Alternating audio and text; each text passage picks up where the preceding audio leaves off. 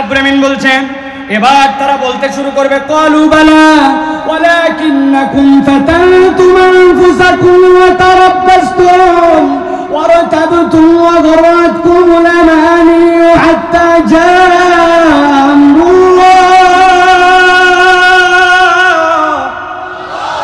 আমার আল্লাহ বলছেন সাথে সাথে তারা এক নম্বর কারণ বলবে তোমাদের এক নম্বর কারণ ওয়ালাকিন্নাকুম ফাতানতুম আনফুসাকুম দুনিয়ার বুকে তোমরা নিজেরা নিজেদেরকে এমন পরীক্ষার মধ্যে ফেলেছিলে যেই পরীক্ষা তোমাদেরকে আল্লাহ দেয় নাই কিন্তু তোমরা নিজেরাই নিজেদেরকে ওই পরীক্ষায় ফেলে আজকের এই কঠিন ময়দানে তোমরা আলোহারা বুকে হাত দিয়ে বলেন তো আমরা আল্লাহর দেওয়া পরীক্ষা ছাড়া নিজেরাই নিজেদেরকে এরকম কোনো পরীক্ষায় ফেলি নাকি الحمد لله نحمده ونستعينه ونستغفره ونؤمن به ونتوكل عليه ونعوذ بالله من شرور أنفسنا ومن سيئات أعمالنا من يهد الله فلا مضل له ومن يضلل فلا هادي له وأشهد أن لا إله إلا الله وحده لا شريك له وأشهد أن سيدنا وحبيبنا وطبيب قلوبنا محمد الذي أرسله بالحق بشيرا ونذيرا وداعيا إلى الله بإذنه وسراجا منيرا فقد قال الله سبحانه وتعالى في كلامه المجيد وفي فرقان الحميد أعوذ بالله من الشيطان الرجيم بسم الله الرحمن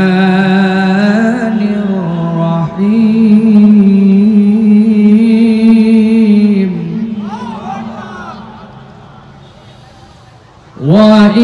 وإنه لتنزيل رب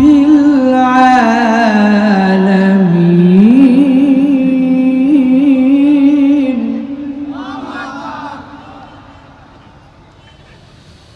نزل به الروح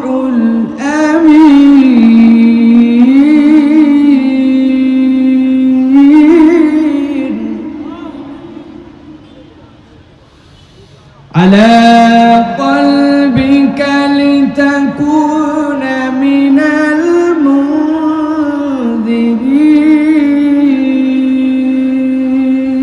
المنذرين بلسان عربي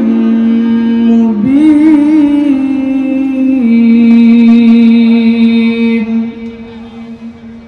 وقال الله سبحانه وتعالى آمرا ومخبرا إن الله وملائكته يصلون على النبي يا أيها الذين آمنوا صلوا عليه وسلموا تسليما اللهم صل على محمد وعلى آل محمد كما صليت على إبراهيم وعلى آل إبراهيم إنك حميد مجيد اللهم بارك على محمد وعلى آل محمد كما باركت على إبراهيم وعلى آل إبراهيم إنك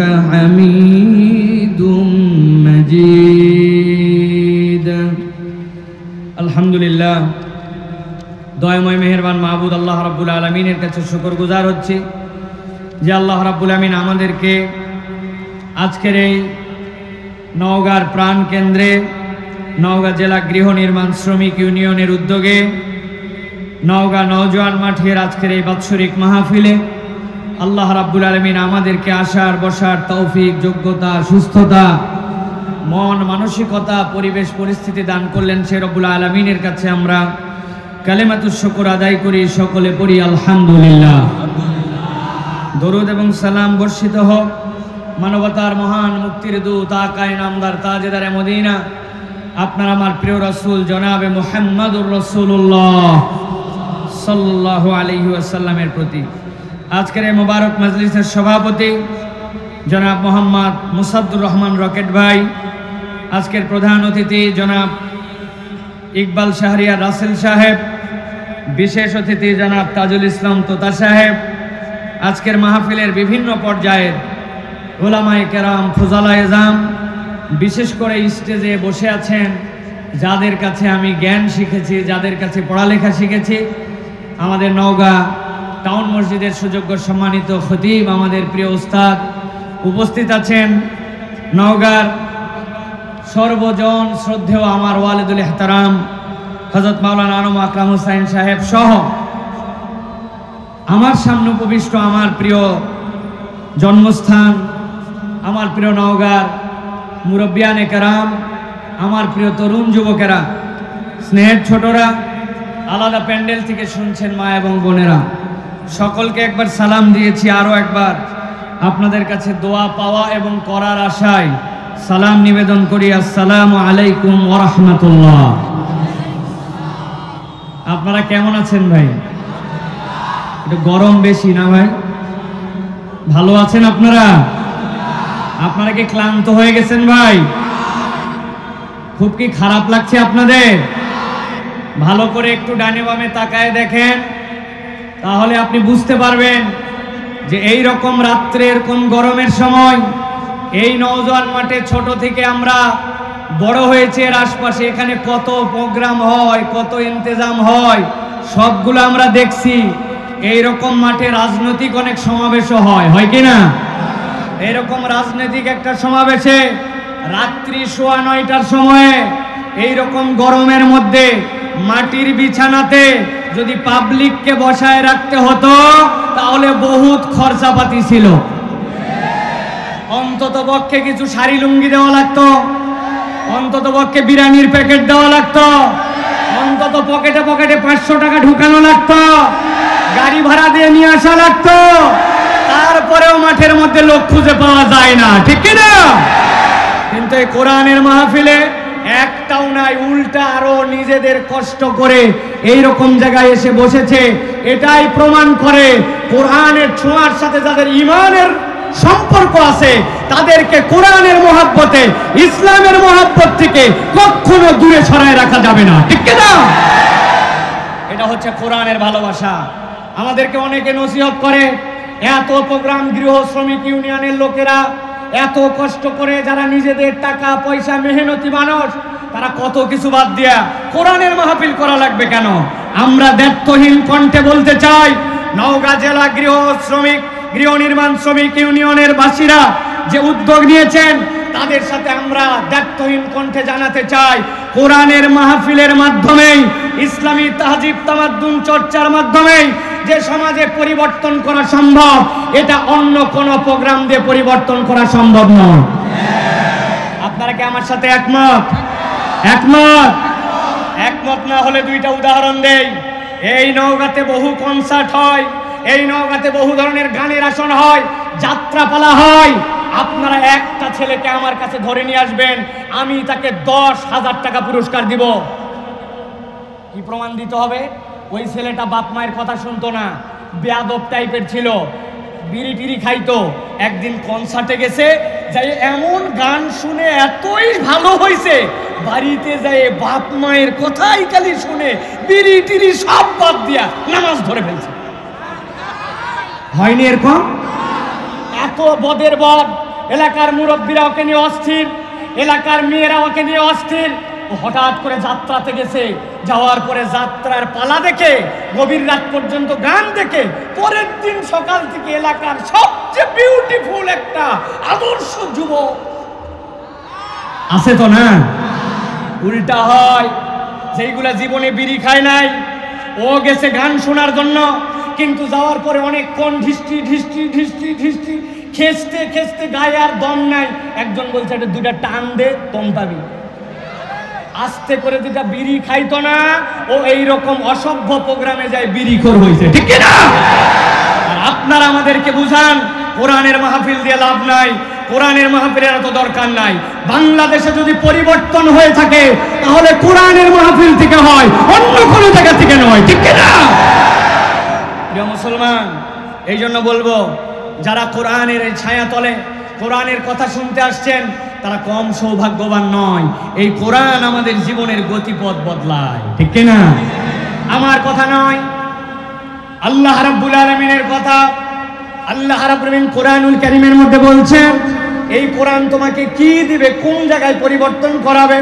আল্লাহ বলছেন বাল নাকযিবু বিল হাক্কি আলাল বাতিল ফায়াদমাগু ফাইদা হুয়া সাইদ ওয়া লাকুমুল ওয়াইলু মিম্মা তাসিফুন। আমার আল্লাহ বলছেন এই দুনিয়ার মানুষ ভালো করে বোঝো, মাথা ঠান্ডা করে বোঝো। আল্লাহ বলছেন বাল নাকযিবু বিল হাক্কি আলাল বাতিল, এই কোরআন, এই হক, এই ইসলাম যেটা তোমাকে দেওয়া হলো এটা কোন জায়গায় আঘাত করবে, এটা কোন জায়গায় পরিবর্তন করবে। আল্লাহ বলছেন বাল নাকযিবু বিল হাক্কি আলাল বাতিল, এই হক, এই ইসলাম, এই কোরআন আঘাত করবে বাতিলের উপরে, তবে বাতিলের যেমন তেমন জায়গায় আঘাত করবে না। আল্লাহ বলছেন আঘাতটা করবে ফায়াদমাগু, আরবিতে দামগুন শব্দের অর্থ হচ্ছে আপনার ব্রেন, আপনার চিন্তা, আপনার চেতনা। আল্লাহ বলছেন এটা তোমার চেতনার মধ্যে এমন ভাবে আঘাত করবে ফাইদা হুয়া যাহিক। আল্লাহ বলছেন এই আঘাতের কারণে আল্লাহ রাব্বুল আলামিন বাতিলটাকে সেখান থেকে নিশ্চিহ্ন করে দিবে। ফায়াদমাগুহু ফাইদা হুয়া যাহিক। মুফাসসিরে কেরাম এটার ব্যাখ্যা করছেন ইসলাম কেন বলল চেতনায় পরিবর্তন করা লাগবে। আপনি হিসাব মিলায় দেখেন, চেতনায় আর আদর্শে যদি পরিবর্তন না হয়, বাইরের পরিবর্তন দিয়ে সমাজ পরিবর্তন করা সম্ভব নয়। হঠাৎ করে আমাদের এই যে নতুন করে নির্মাণ হয়েছে মসজিদ, সামনে দেখতে পাইছেন আপনারা, এখানে আমাদের যে নওগাঁ কেন্দ্রীয় জামে মসজিদ, আসরের নামাজের পরে খবর হয়েছে একটা জুতা চোর ধরা পড়ছে। যেই বেটা এই যে আপনার নওজোয়ান মাঠের সামনে চটপটি খাচ্ছিল, ও খবর পাইছে যে জুতা চোরেটা ধরা পড়ছে। চল, শীতের দিনে একটু গা গরম করে আসে, অন্তত নামাজ পড়ে নাই, কিন্তু জুতা চোরকে মারার জন্য দৌড় দিছে। কথা বলেন, জুতা চোর একটা পাওয়ার পরে মোটামুটি তাকে উত্তম মাধ্যম দেওয়ার পরে একজনের মনে হয়েছে এত মানলাম, কিন্তু যেই জুতাটা চুরি করলো জুতাটা একটু দেখি তো। একজনকে বলছে কোন জুতা, বলছে এই যে, মাথায় হাত দিয়ে বলছে হায় হায়, যে জুতা চুরি করে যে পরিমাণ মার খালো, এই জুতা তো বাজারের মধ্যে তুলে বিক্রি করলে 60 টাকাও বিক্রি হবে না। এবার জিজ্ঞাসা করব, বুঝে থাকলে উত্তর দিবেন, যেই লোকটা জুতা চুরি করে ধরা খায় না, 60 টাকার জুতা চুরি করে মার খাইলে এত পরিমাণ, যে জুতাটা ওই চুরি করলো ওই জুতা চোর নওগাঁ শহরের সবচেয়ে শিক্ষিত ব্যক্তি। কথা বলেন, বিরাট বড় তার সামাজিক স্ট্যাটাস, বাড়ি গাড়ি তার অভাব নাই না, হিসাব করলে দেখবেন তার সামাজিক অবস্থান নাই, পড়ালেখা নাই, কিন্তু যেই মানুষটা জুতা চুরি করার কারণে ধরা খাইল ওই মানুষকে এত কিল ঘুষি দিলেন। কিন্তু এমনও চোর তো আমাদের শহরে, আমাদের দেশের মধ্যে আছে, যার এক খোঁচার দ্বারা ব্যাংক খাওয়া হয়ে গেল, যার এক খোঁচার দ্বারা দেশের ভাগ্য অন্যরকম হয়ে গেল। যেই লোকটার দায়িত্ব ছিল রাস্তা বানানোর সময় 1 নম্বর পাথর দেওয়া, ওই জায়গায় দিয়েছে 2 নম্বর খোয়া, যেই জায়গায় দেওয়ার কথা ছিল বিটুমিন ওই জায়গায় মারছে পোড়া মোবেল, আর যেই জায়গায় দেওয়া ছিল মোটা মোটা রড ওই জায়গায় দিয়েছে বাঁশ। আছে কিনা? কই আপনি তো একদিন গেলেন না যে চলো তো এই লোক ধরা পড়ছে, তবে আর একটু কিল ঘুষি দেয়। তার মানে বোঝা যায় সমাজের পরিবর্তন জুতা চোরের ক্ষেত্রে আমরা যতটুকু নিছি, অশিক্ষিত মানুষ হওয়ার পরেও তাকে মার দেওয়ার জন্য যতটুকু চান্স দিছি, এমন এমন জায়গায় শিক্ষিত মানুষ যারা ওই কাজগুলা করছেন তারা অশিক্ষিত নয়, কিন্তু তাদের পরিবর্তন হয় না। এই পরিবর্তন হয় না এই জন্য নয় যাতে তাদের শিক্ষা নয়, এই পরিবর্তন এই জন্য হয় না যে তাদের চেতনাগুলা কোরআন দিয়ে পরিবর্তিত নয়। আল্লাহ এই জন্য বলছেন বাল নাকযিবু বিল হাক্কি আলাল বাতিল ফায়াদমাগু ফাইদা হুয়া যাহিক ওয়া লাকুমুল ওয়াইলু মিম্মা তাসিফুন।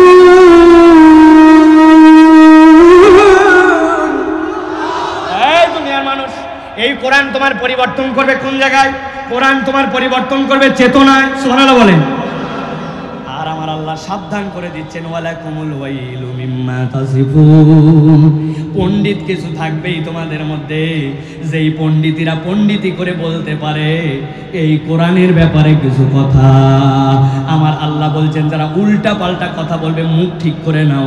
ওয়ালাকুমুল ওয়াইলু মিম্মা তাসিফুন। এমন একদিন আল্লাহর কাছে আসতে হবে তোমার এই কোরআনের ব্যাপারে উল্টা পাল্টা কথা বলার হিসাব কিন্তু তোমাকে চুকাতে হবে। ঠিক কিনা? আছে কিনা আমাদের কিছু আছে ভাই? হুজুরদেরকে দেখলে টিটকারি মারে, মোল্লার গোষ্ঠী খালি নামাজ নামাজ করে, ওয়াজ ওয়াজ করে, কোরআন কোরআন করে, ইসলাম ইসলাম করে, এরাই সব এইরকম করে টিটকারি করে। আল্লাহ বলছেন ওয়ালাকুমুল ওয়াইল মিম্মা তাসিফুন। মুখ দিয়ে যদি কোরআন নিয়ে, কোরআনের মাহফিল নিয়ে, ইসলামী সভা সমাবেশ নিয়ে উল্টা পাল্টা কথা বলেন, আল্লাহর কাছে যে আপনাকে কড়াই গন্ডায় হিসাব বুঝে দিতে হবে। ঠিক কিনা? অতএব প্রিয় ভাইয়েরা, এই যে আমরা কোরআন শোনার জন্য আসলাম, এবার একটু বুঝে থাকলে বলেন যে এই কোরআন শুনতে আসলে আমাদের লাভ আছে না নাই? যারা বললেন না আপনাদের সমস্যা আছে নাকি ভাই কোনো, বুঝে বলেন কোরআন শুনতে আসলে লাভ আছে না নাই? এই লাভ কি কম না বেশি? এই লাভটা যে আছে এটা বুঝে না না বুঝে? বুঝে। এই একজনকে দাঁড় করাবো, যে কোনো একজন আমার ইয়াং যারা আছে, কি আপনার লাভ এটা বুঝে বলছেন। 3টা পয়েন্ট আপনাকে বলতে হবে যে কোরআন শুনলে আপনার কি লাভ। বলবো অনেকেই যে হুজুর আসলে আমরা সব কিছুতে হ করি শুধু, কিন্তু মূল আমাদের যে নলেজ, এই নলেজটা আমরা নিতে চাই না। অনেক ইয়াংরা ঘুরে ফিরে করে, আমরা তো সারা দেশে আল্লাহ আমাদেরকে যতটুকু নিয়ে যাওয়ান, আমরা মাঝে মাঝে অবাক হই। অনেকে আমাদেরকে বলে আর ওয়াজ, কত ওয়াজ লাগবে এখন? ওয়াজ আমার, আপনাদের ওয়াজ আমার পকেটে আছে না ভাই? আমি ওই জায়গায় একজনকে জিজ্ঞাসা করছিলাম, ভাই পকেটে তো ওয়াজ আছে বুঝলাম, কিন্তু আপনার কাছে আমি দুটো প্রশ্ন করি, বলেন তো। বলে কি প্রশ্ন বলেন? আমি বললাম যে গোসল যে ফরজ হয়, গোসলের ফরজ কয়টা বলেন তো ভাই? তো বলছে গোসলের ফরজ 3টা। আমি বললাম সাংঘাতিক ব্যাপার, কি কি? বলতেছে গোসল যদি ফরজ হয় অবশ্যই সতর ঢাকার জন্য একটা লুঙ্গি নিতে হবে, আর সাবান তো লাগবেই, আর বদনা ছাড়া গোসল কেমনে করবে, যেহেতু আমি পুকুরে গোসল করি। এইটা হচ্ছে ওনার জ্ঞান অনুযায়ী গোসলের ফরজ। যারা হাসলাম আমরা, এই কথা হয়তো আমাদের অনেকের কমন পড়ে গেছে জন্য, কিন্তু আমাদের বেসিক ইসলামের অনেক নলেজ, যেই নলেজ আমাদের কাছে জিজ্ঞাসা করলে আমরা জানি না। এখানে যদি বলা হয় এই যে IPL চলতেছে, বেস্ট 11টা আপনারা বানান তো সবচেয়ে ভালো প্লেয়ার দিয়ে, ওরে বাবা মুস্তাফিজ 1 নম্বর, তাই না ভাই? ফেসবুক খুললেই তার নাম, আমি দেখতে চাই না তাও আসে।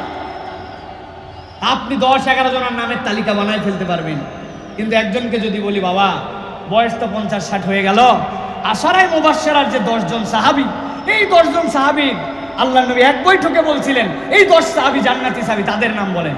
দেখবেন মুরব্বী তখন মুখ কালা করে বলবে এগুলোকে আমার জানার দায়িত্ব নেই, এগুলো হুজুররা জানে। আছে না ভাই? তার মানে এই যে আমাদের নলেজের গ্যাপ, এই নলেজের গ্যাপগুলো পূরণ করার জন্যই মূলত আমাদের আয়োজনগুলি। আপনারা এই যে ভালোবাসা উজাড় করে দিয়ে আসছেন, আমরা এখান থেকে কিছু জ্ঞান নিয়ে গেলে তবেই আমাদের জন্য সেটা কল্যাণকর হবে। ঠিক কি না? এই জন্য আমি সময় বেশি পাবো না আপনাদের কাছে। শাইখ আহমদুল্লাহ হয়তো আপনাদের কাছে 10:30টার মধ্যে এখানে চলে আসবেন ইনশাআল্লাহ। তা আমি আপনাদের কাছে ঘন্টাখানিক কথা বলতে চাই, আপনারা আসেন তো ইনশাআল্লাহ? আপনারা যদি একটু ভিতরে ভিতরে ঢুকে বসে পড়তেন কতই না সুন্দর হতো। যদি সম্ভব হয় জুতাগুলা খুলবেন, ভিতরে ঢুকে যাবেন, আপনাদের জায়গা হয়ে যাবে। এত বড় প্যান্ডেলে আয়োজন, এত সুন্দর আয়োজন, সেখানে আমাদের ভাইরা দাঁড়ায় কষ্ট করে বসে পড়লে জুতা খুলে ওখানেই বসে যাওয়া ইচ্ছা করলে নিজের আমরা বসে যেতে পারবো ইনশাআল্লাহ।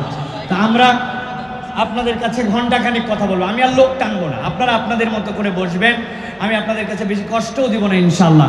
তবে নির্ধারিত একটা প্রসঙ্গে আপনাদের কাছে কিছু কথা বলতে চাই। আপনারা আছেন তো ভাই ইনশাআল্লাহ? আছেন ইনশাআল্লাহ? কারা কারা আছেন দুই হাত একটু উঁচু করে দেখান দেখি একটু। নওগাঁর মুসলমান দুই হাত উঁচু করেন। হাত উঁচু করছেন সবাই? হয় নাই, সকলের হাত উঁচু হয় নাই। সোজা করেন, সোজা সোজা করেন, হাত সোজা করেন, হাত সোজা করেন, টান টান করে সোজা করেন। করছেন সবাই? সুন্দর করে হাত সোজা করেন। ঠিক আছে, জি জি, এখন হাত উঁচু করেন সকলে, আপনারা বসেন, যা করার এখন আমি করতেছি, বসেন। হাত সোজা করছেন সবাই? হাত কারা কারা নামাই ফেলছে দেখেন তো ভাই। আচ্ছা, নওগাঁতে হাত সোজা করা মানে কি এরকম এরকম এরকম এরকম না, হাত সোজা করা। হাত সোজা করছেন সবাই? আলহামদুলিল্লাহ। এবার একটু গলাটা পরিষ্কার করেন। হয় নাই, হয় নাই, এতগুলা লোকের গলা পরিষ্কার হয় না, ভালো করেন। করছেন? হাত টান করে সোজা করেন, মাথার পিছন দিকে টানা দেন, ডানে বামে নড়াচড়া দেন। নড়াচড়া দিছেন? এবার হাতটা বুক বরাবর নেন, এই বরাবর দিছেন সবাই? এবার আমরা একটু আল্লাহর ধ্বনি দিয়ে আমাদের আলোচনার মধ্যে প্রবেশ করতে চাই। আমি যখন লিল্লাহে তাকবীর বলবো তখন হাত দুটো উপর দিকে ছুড়ে দিয়ে আল্লাহু আকবার বলতে হবে। পারবেন ইনশাআল্লাহ? আর আমাদের এই কোনায় যারা মোটরসাইকেল আছেন, 5 মিনিট সময় দেওয়া হলো। আপনার মোটরসাইকেল এই কোনায় আছে, আপনি জানেন, আপনি সরাই নেবেন, না হয় আমাদের ছেলেরা টেনে সামনে বের করে দিবে, এতে আপনার স্পোক টিস্পোক কেটে যেতে পারে। অতএব এই কোনার মোটরসাইকেলগুলো সরাই ফেলবেন। সবাই রেডি আছেন? সবাই দেখে এবার একটু তাকবীর দিতে হবে, খুব আল্লাহর নামটা খুব আনন্দ চিত্তে বুলন্দ আওয়াজে দিতে হবে। পারবেন ইনশাআল্লাহ? এক শ্রেণীর লোক আছে, আমি সারা দেশে যাই, যতই আপনি জোরে বলতে বলেন, উনাকে বলবেন লিল্লাহে তাকবীর, আল্লাহ, ব্যাটারি শেষ, আল্লাহ। এই ব্যাটারি ফেল না, যেগুলো টপ কোয়ালিটির ব্যাটারি। পারবেন ইনশাআল্লাহ? দেখে একটা হিম্মত করে বুক বরাবর ধরেন, হাত ধরেন এই জায়গায়। রেডি সবাই? দেখে একটা তাকবীর দেন, লিল্লাহে তাকবীর, লিল্লাহে তাকবীর। আল কোরআনের আলো, আল হাদিসের আলো, তোমার নেতা আমার নেতা, তোমার নেতা আমার নেতা।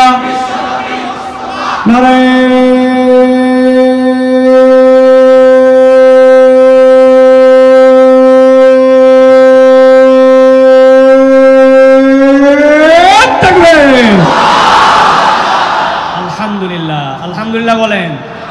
শয়তান আছে আর এদিকে ব্রিজ পার, ওদিকে এটিএম মাঠ পার, ঠিক না?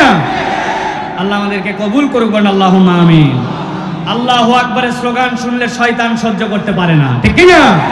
এই জন্য আল্লাহু আকবারের তাকবীরও অনেকে পছন্দ করে না।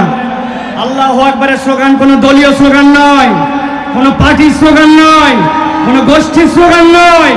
আল্লাহু আকবারের স্লোগান ইমানদারের স্লোগান। ইমানদারের হৃদয়ে যতদিন পর্যন্ত ঈমান থাকবে, এই বাংলার আকাশে কালেমার এই তাকবীর চলতেই থাকবে, চলতেই থাকবে, চলতেই থাকবে। অতএব আল্লাহর নাম বুলন্দ কণ্ঠে বলবেন। রাজি আছেন তো ইনশাআল্লাহ? প্রিয় ভাইয়েরা, আর সময় এদিক ওদিক যাওয়ার নাই। আজকে আপনাদের কাছে আমাদের যারা আয়োজক, তাদের পক্ষ থেকে আমার কিছু নির্দেশনা বা তাদের অনুরোধ আছে। সেই আলোকে নির্ধারিত প্রসঙ্গে আমরা কিছু কথা শুনবো ইনশাআল্লাহ। প্রিয় ভাইয়েরা, আজকে আমরা কোরআনুল কারীমের অন্যতম একটি গুরুত্বপূর্ণ সূরা হাদীদ থেকে আমরা 4টা আয়াতে কারিমার উপরে সংক্ষিপ্ত কথা শুনবো। কয়টা আয়াত? সূরার নাম হাদীদ। বলেন সকলে, বলেন। বললেই সওয়াব, হা দাল ইয়া দাল 40 সওয়াব। কোরআনের আয়াত এইটা। অতএব আমরা হাদীদ থেকে 4টা আয়াতের উপরে কথা শুনবো ইনশাআল্লাহ। তবে এই 4টা আয়াতের মধ্যে আল্লাহ রাব্বুল আলামিন আমাদের জন্য চমৎকার করে 4টা আলাদা চিত্র অঙ্কন করেছেন। 4টা আলাদা চিত্রকে আল্লাহ রাব্বুল আলামিন একটা সম্পূরক ডিজাইন দিয়ে বান্দার কাছে একটা বার্তা উপস্থাপন করেছেন। আমরা এই 4 আয়াতে কারিমার 4টা দৃশ্য এবং সেখান থেকে আল্লাহ রাব্বুল আলামিনের দেওয়া শিক্ষা, এইটা আমাদের জীবনে গ্রহণ করার নিয়তে শুনে আমরা বাড়িতে যাব। সকলে বলি আল্লাহুম্মা আমিন। হয় নাই? অনেকেই ফাঁকিতে পড়ে গেছেন, দাঁড়ায় থাকেন আর বসে থাকেন, দূরেই থাকেন আর কাছে থাকেন, ভালো করে শুনতে পান আর শুনতে না পান। সকলের সমস্বরে একসাথে বলেন আল্লাহুম্মা আমিন। হয় নাই? আরেকবার বলেন, আরেকটা সুযোগ দিলাম। সকলে আমরা আমলের নিয়তে এই কথা শুনে বাড়িতে যাব। বলেন আল্লাহুম্মা আমিন। আল্লাহ কবুল করুক। প্রিয় ভাইরা, চলেন তাহলে আমরা কোরআনুল কারীমের মধ্যে প্রবেশ করি। বিতাড়িত শয়তান থেকে আশ্রয় প্রার্থনা করে সকলের সমস্বরে একযোগে আমরা কোরআনুল কারীমের মধ্যে প্রবেশ করি। সকলে পড়েন আউযু বিল্লাহি মিনাশ শাইতানির রাজীম। বিসমিল্লাহির রাহমানির রাহিম। ইয়াউমা তারাল মুমিনিনা ওয়াল মুমিনাতি ইয়াসআ নূরুহুম বাইনা আইদিহিম ওয়া বিআইমানিহিম বুশরাকুমুল ইয়াউমা জান্নাত। আমার আল্লাহ রাব্বুল আলামিন নবীজি সাল্লাল্লাহু আলাইহি সাল্লামকে বলছেন, ও আমার হাবিব, দুনিয়ার বুকে যখন আপনার প্রতি আল্লাহ রাব্বুল আলামিন ইসলাম দান করলেন, আপনাকে যখন দ্বীনের দাওয়াত দিতে দেওয়া হলো, আপনাকে যখন ঈমানের বার্তাটা আপনার কওমের কাছে পৌঁছায় দিতে দেওয়া হলো, সেই সময়টুকুতে ইসলাম যারা গ্রহণ করেছিল, প্রথম দিকে যারা ইসলামের পক্ষে এসেছিল, তাদের প্রতি কি কষ্ট দেওয়া হয়েছে, তাদেরকে কেমন অত্যাচার দেওয়া হয়েছে, তাদেরকে কেমন জুলুম নির্যাতন করা হয়েছে আপনি দেখেছেন।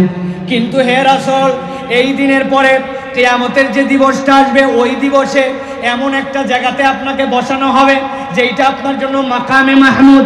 আর একবার যখন আপনি মাকামে মাহমুদে বসবেন, আল্লাহ বলছেন হাসরের ময়দানটা আপনার চোখের সামনে চলে আসবে। আল্লাহ রাব্বুল আলামিন এমন জায়গায় বসাবেন যেই জায়গাতে বসার পরে পুরা হাসরের ময়দানটা আল্লাহ আপনার চোখ দিয়ে দেখার ব্যবস্থা করে দিবেন। আল্লাহ রাব্বুল আলামিন বলছেন ওই দিবসে এক নম্বর একটা দৃশ্য আপনি দেখতে পাবেন। কি দৃশ্য? আল্লাহ বলছেন ইয়াউমা তারাল মুমিনিনা ওয়াল মুমিনাতি ইয়াসআ নূরুহুম বাইনা আইদিহিম ওয়া বিআইমানিহিম।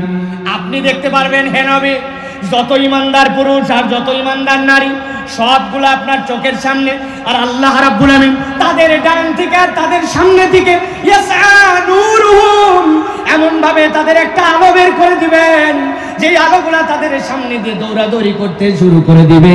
আল্লাহ নবী ব্যাখ্যা করতেছেন মুসনাদে আহমদের হাদিসের মধ্যে, বান্দাদের যাদের ঈমান থাকবে তাদের আলোটা এমন হবে এক পর্বত থেকে আরেক পর্বত পার হয়ে যাবে। আল্লাহু আকবার।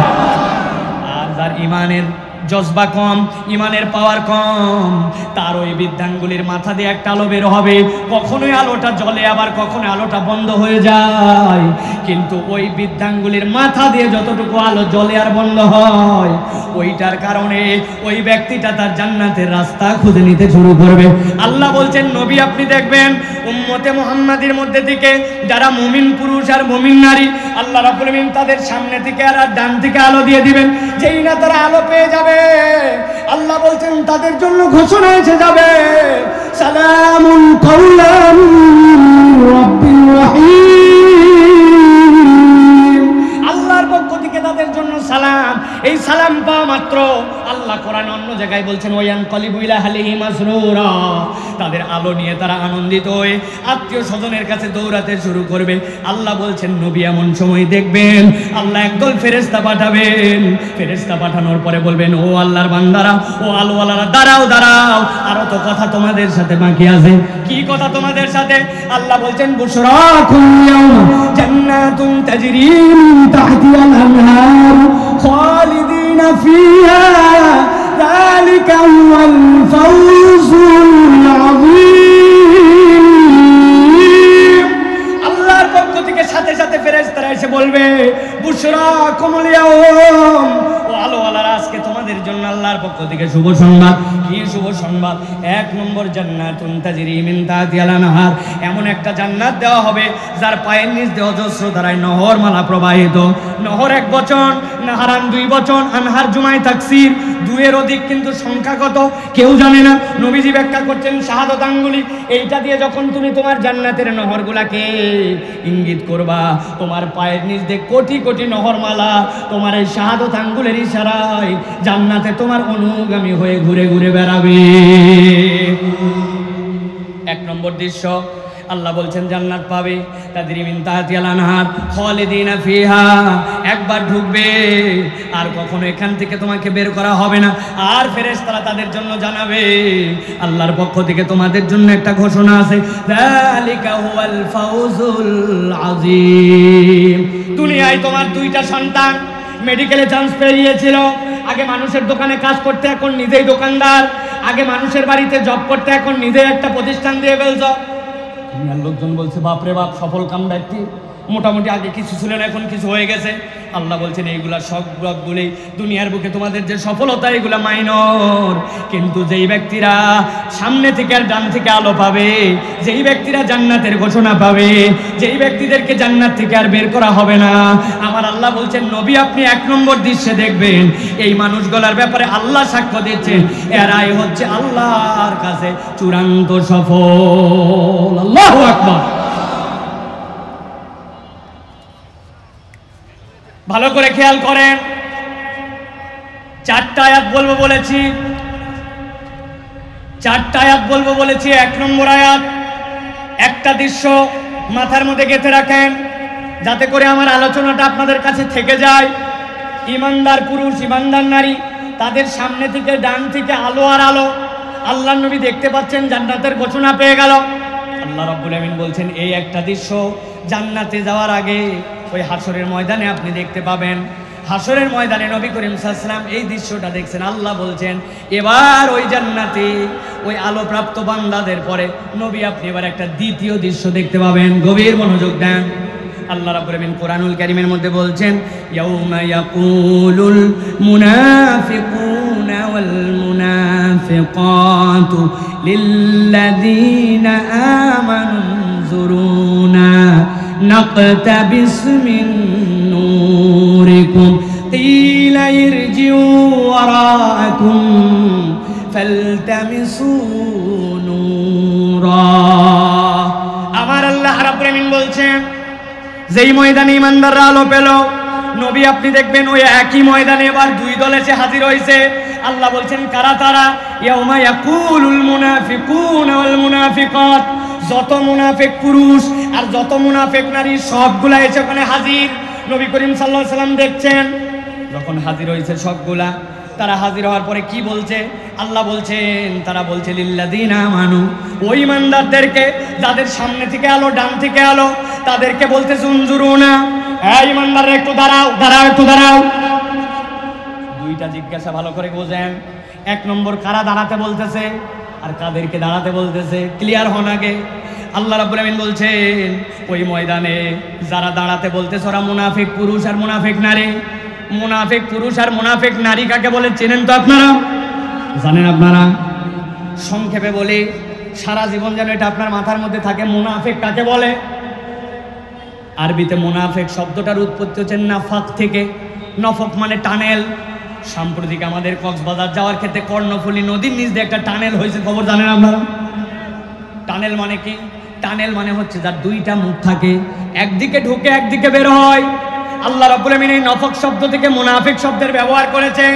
মুনাফিক মানে দ্বি চরিত্রতার মধ্যে, ভিতরে ভিতরে ইসলাম ভাল লাগে না, আলেম ওলামা পছন্দ করে না, ইসলাম কত ভালো লাগে না, কিন্তু উপরে উপরে মুসলমানদের সাথে তাল দিয়ে চলার জন্য ইসলাম আর মুসলমানের ভাব ধরে চলা লাগে। এইরকম লোক আমাদের নওগাঁয় নাই? আছে। মাহফিলের আয়োজন, যাওয়ার পরে বলছেন আমাদের অমুক তারিখে মাহফিল, লাভ দিয়ে উঠে বলছে তাই নাকি 500 টাকা নিয়ে যান। 500 টাকা দিয়ে আপনি মনে করছেন বাপ রে বাপ, এত মহব্বতের লোক তো দেশে নাই। কিন্তু আপনি যেই না বের হয়ে আসছেন, উনি সাথে সাথে হ্যালো লাগাইছে, এরে ঘন ঘন এত মাহফিল কি রে, এই তারিখেও মাহফিল, ব্যাপার কি, দেখতো কারা করতেছে, কোন বক্তা কোন দল, কেমনে বন্ধ করা যায়। এদিকে 500 মারে আর ওদিকে ইসলামী মাহফিল, ইসলামী বক্তব্য, ইসলামী অনুষ্ঠান বন্ধ করার জন্য পায়তারা করে।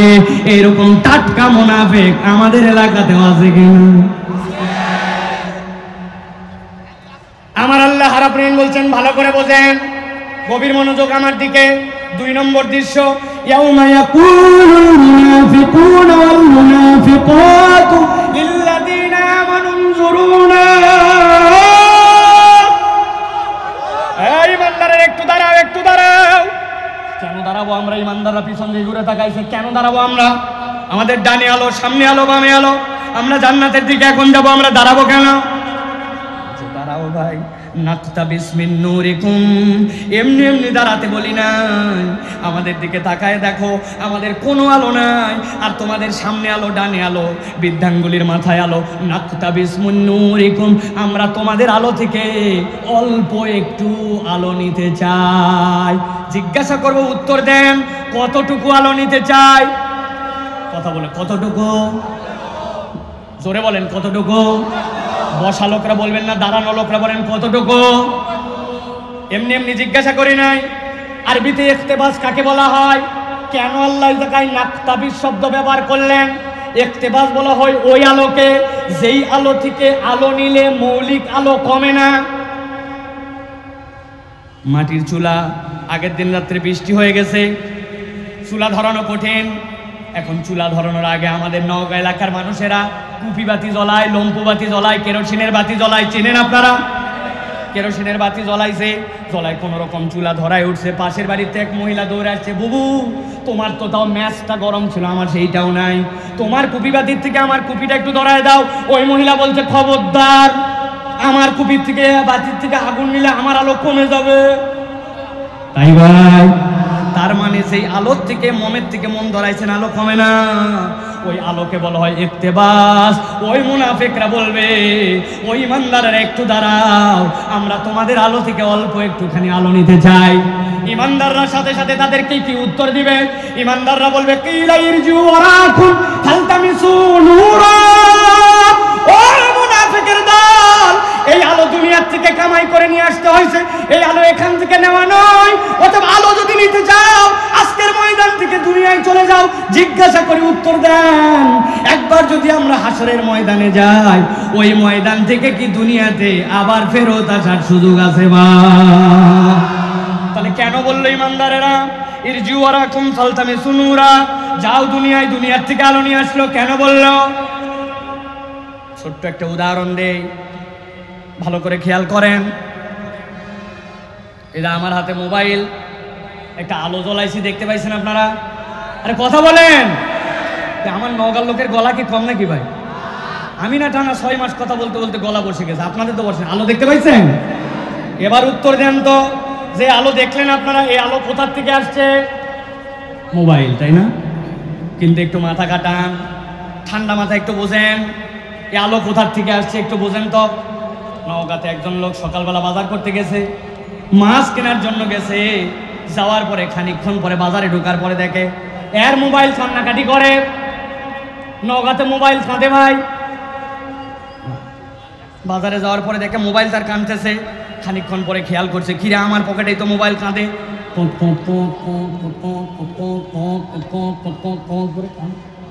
বাইর করছে পকেট থেকে, বাইর করে দেখে হায় হায়, মোবাইলের তো এটা রিংটোন না, আমার মোবাইল তো 10%-এর নিচে চার্জ নেমে গেছে, এই জন্য মোবাইল সিগন্যাল দিচ্ছে। খানিকক্ষণ পরে মাথায় হাত দিয়ে বলছে, হায় হায়, মোবাইলের তো এরকম হওয়ার কথা না, গত রাত্রে তো আমি চার্জে দিয়েছিলাম। অনেকক্ষণ পরে মনে হয়েছে চার্জারও লাগাইছে, সকেটও লাগাইছে, কিন্তু এই সকেটের পাশে একটা সুইচ ছিল, সুইচ অন করতে মনে নাই। বুঝে থাকলে বলেন তো, সুইচ অন না করে সকেট লাগায় রাখলে মোবাইলে চার্জ উঠবে তো ভাই? উঠবে? ভালো করে বুঝেন, আলো যদিও বলছেন মোবাইলের, কিন্তু আপনি এখানে একটা ডাটা কেবল দিয়েছেন, ওইখানে একটা অ্যাডাপ্টার লাগাইছেন। আপনার বাড়িতে পল্লী বিদ্যুৎ বা কোনো একটা লাইন থেকে লাইন আসছে, ওই লাইন দিয়ে আপনার এখানে 5000 মিলি অ্যাম্পিয়ারের ব্যাটারি আছে, ওই ব্যাটারিটাতে এখানে চার্জ হয়েছে, সেই আলোটা আপনি নেওয়ার পরে মোবাইল থেকে জ্বলাচ্ছেন। যদিও বলছেন মোবাইলের আলো, কিন্তু আসলে এই আলো মোবাইলের নয়, এই আলো আপনার ঘরের থেকে সিস্টেম করে মোবাইলে ঢুকানো লাগছে, ঠিক না? না, দাঁড়াও, একটু দাঁড়াও। ইমানদাররা বলছে, কেন দাঁড়াবো? বলতেছে, সাথে সাথে তোমাদের আলোর থেকে একটু আলো নিতে চাই। ইমানদাররা বকা দিয়ে বলছে, এই আলো এখানকার নয়, কিলা ইরজিউ ওয়ারাকুম ফালতামিসু নূরা, এই আলো যদি নিতে চাও তোমরা আবার দুনিয়াতে ব্যাক করে চলে যাও। একসাথে উত্তর দেন, ওই ময়দানে পৌঁছানোর পরে সেটা যেই হোক না কেন, আবার কি দুনিয়াতে ফেরত আসা যাবে? যাবে। 4টা আয়াত বলবো বলেছি, 2টা আয়াত বলা শেষ। প্রথম দৃশ্য মাথার মধ্যে আছে, এই ডানে যারা দাঁড়ায় আছে, হাতের মধ্যে এই ভাই, প্রথম দৃশ্য মনে আছে তো? ইমানদার, আলো সামনে থেকে ডান থেকে, মনে আছে তো? দ্বিতীয় দৃশ্য, ওই ময়দানে নবীজি দেখতেছেন মুনাফিকের দল আসার পরে বলতেছে আমাদেরকে আলো দাও, একটু অপেক্ষা করো। কিন্তু আল্লাহ রাব্বুল আমিন ওই দিন ইমানদারদের মুখ দিয়ে বলে দিয়েছেন দুনিয়ায় চলে যাও। দুই দৃশ্য শেষ। এবার চলেন 3 নম্বর আয়াতে কারিমার মধ্যে আল্লাহ রাব্বুল আমিন বলছেন যেই না ইমানদাররা তাদেরকে বলবে যাও দুনিয়ায় চলে যাও, কিন্তু দুনিয়ায় তো আসার উপায় নাই, ওরা সাথে সাথে ছ্যাঁচড়ামো শুরু করে দিবে। একটু একটু বকা দিছে তাই কি দুনিয়ায় কি আমরা যেতে পারবো নাকি? ইমানদার ভাই তোমার অনেক আলো, একটু আলো দাও ভাই, একটু দিলে কি সমস্যা ভাই, একটু আলো দে ভাই, এমন ভাবে বিরক্ত শুরু করছে। আল্লাহ রাব্বুল আমিন বলছেন এই বিরক্ত করার সাথে সাথে আল্লাহ ওই হাসরের ময়দান নবীকে দেখাবেন 3 নম্বর একটা দৃশ্যের অবতারণা হয়ে যাবে। দুনিয়ার বুকে যে আল্লাহ মানছে আর আল্লাহ মানে নাই, মৌলিক নিয়ামত দিতে আল্লাহ কাউকেই কম করেন নাই, ঠিক না? আপনাদের নওগাঁ এরকম ভিআইপি মুসল্লি আছে, রোদ হোক, বর্ষা হোক, গরম হোক, শীত হোক, যাই হোক, ফজরের নামাজ ওই বান্দা মসজিদে হাজির আছে কিনা? আবার এরকম ভিআইপি মুসল্লি আছে কিনা জুম্মার দিনে 1:00টার সময় মোবাইল চাপতে চাপতে মসজিদের বারান্দায়, এরপরে গুতাতে গুতাতে যখন কতকামাতি চালা তখন মসজিদের মধ্যে দে দৌড়, এক জুতা বাইরে আরেক জুতা মসজিদের ভিতরে। আছে এরকম ভিআইপি? এখন এই যে দুই মুসল্লি যখন ধান লাগায়, দুই মুসল্লি যখন কুষার লাগায়, দুই মুসল্লি যখন লেবু লাগায়, আল্লাহ রাব্বুল আলামিন যেইটা নামাজ কম পড়ে আর বেশি করে, আল্লাহ রাব্বুল আলামিন নিয়ামত দেওয়ার ক্ষেত্রে, সূর্যের আলো দেওয়ার ক্ষেত্রে, অক্সিজেন দেওয়ার ক্ষেত্রে কম বেশি করে না। কিন্তু আল্লাহ বলছেন ওই দিন যখন ইমানদাররা বলবে কিলা ইরজিউ ওয়ারাআকুম ফালতামিসু নূরা, দুনিয়ার থেকে আলো নিয়ে আসো, কিন্তু এরপরে যখন ডিস্টার্ব করবে আল্লাহ বলছেন 3 নম্বর দৃশ্য সেখানে শুরু হয়ে যাবে। আল্লাহ বলছেন ফাদুরিবা বাইনাহুম বিসুরিল লাহু বাব বাতিনুহু ফির রাহমা ওয়া যাহিরুহু মিন কিবালিল আযাব। আমার আল্লাহ বলছেন ফেরেশতা চলে আসবে। গভীর মনোযোগ দেন, 3 নম্বর দৃশ্য। আমার আল্লাহ বলছেন ফাদুরিবা বাইনাহুম বিসুরিল লাহু বাব, আল্লাহ রাব্বুল আমিন একটা পর্দা ফেলে দিবেন, ইমানদার আর মুনাফিকদের মধ্যে একটা পর্দা পড়ে যাবে। যেই না পর্দাটা পড়ে যাবে আল্লাহ বলছেন ওই পর্দার অভিনব একটা বিষয় হবে, ফাদুরিবা বাইনাহুম বিসুরিল লাহু বাব। আল্লাহ বলছেন পর্দার 3টা বৈশিষ্ট্য, এপার থেকে ওপার দেখা যায়, কথা শোনা যায়, আর একটা দরজা আছে। সুবহানাল্লাহ বলেন। পর্দার দরজার ব্যাখ্যা কি? তাফসীরের ভিতরে মুফাসসিররা ব্যাখ্যা করছেন দুনিয়াতে মুনাফিকরা ইমানদারদেরকে যত না বাস্তবিক কষ্ট দিয়েছে তার থেকে বেশি মানসিক কষ্ট ইমানদারদেরকে বেশি দিয়েছে। নবীজি 1000 লোক নিয়ে যাচ্ছিলেন বদরের যুদ্ধে, যেতে যেতে দেখলেন প্রায় 700 জন নাই, ইসলামের বিজয় হয়েছে, কিন্তু আল্লাহর নবী এমন কাঁদা কাঁদছেন, এমন মনের কষ্ট পাইছেন যে আবু বকর শেষ পর্যন্ত রাদিয়াল্লাহু তাআলা বলছেন হাসবুকা ইয়া রাসূলুল্লাহ, এনাফ এনাফ, আপনার আল্লাহ আপনাকে দেখতেছেন।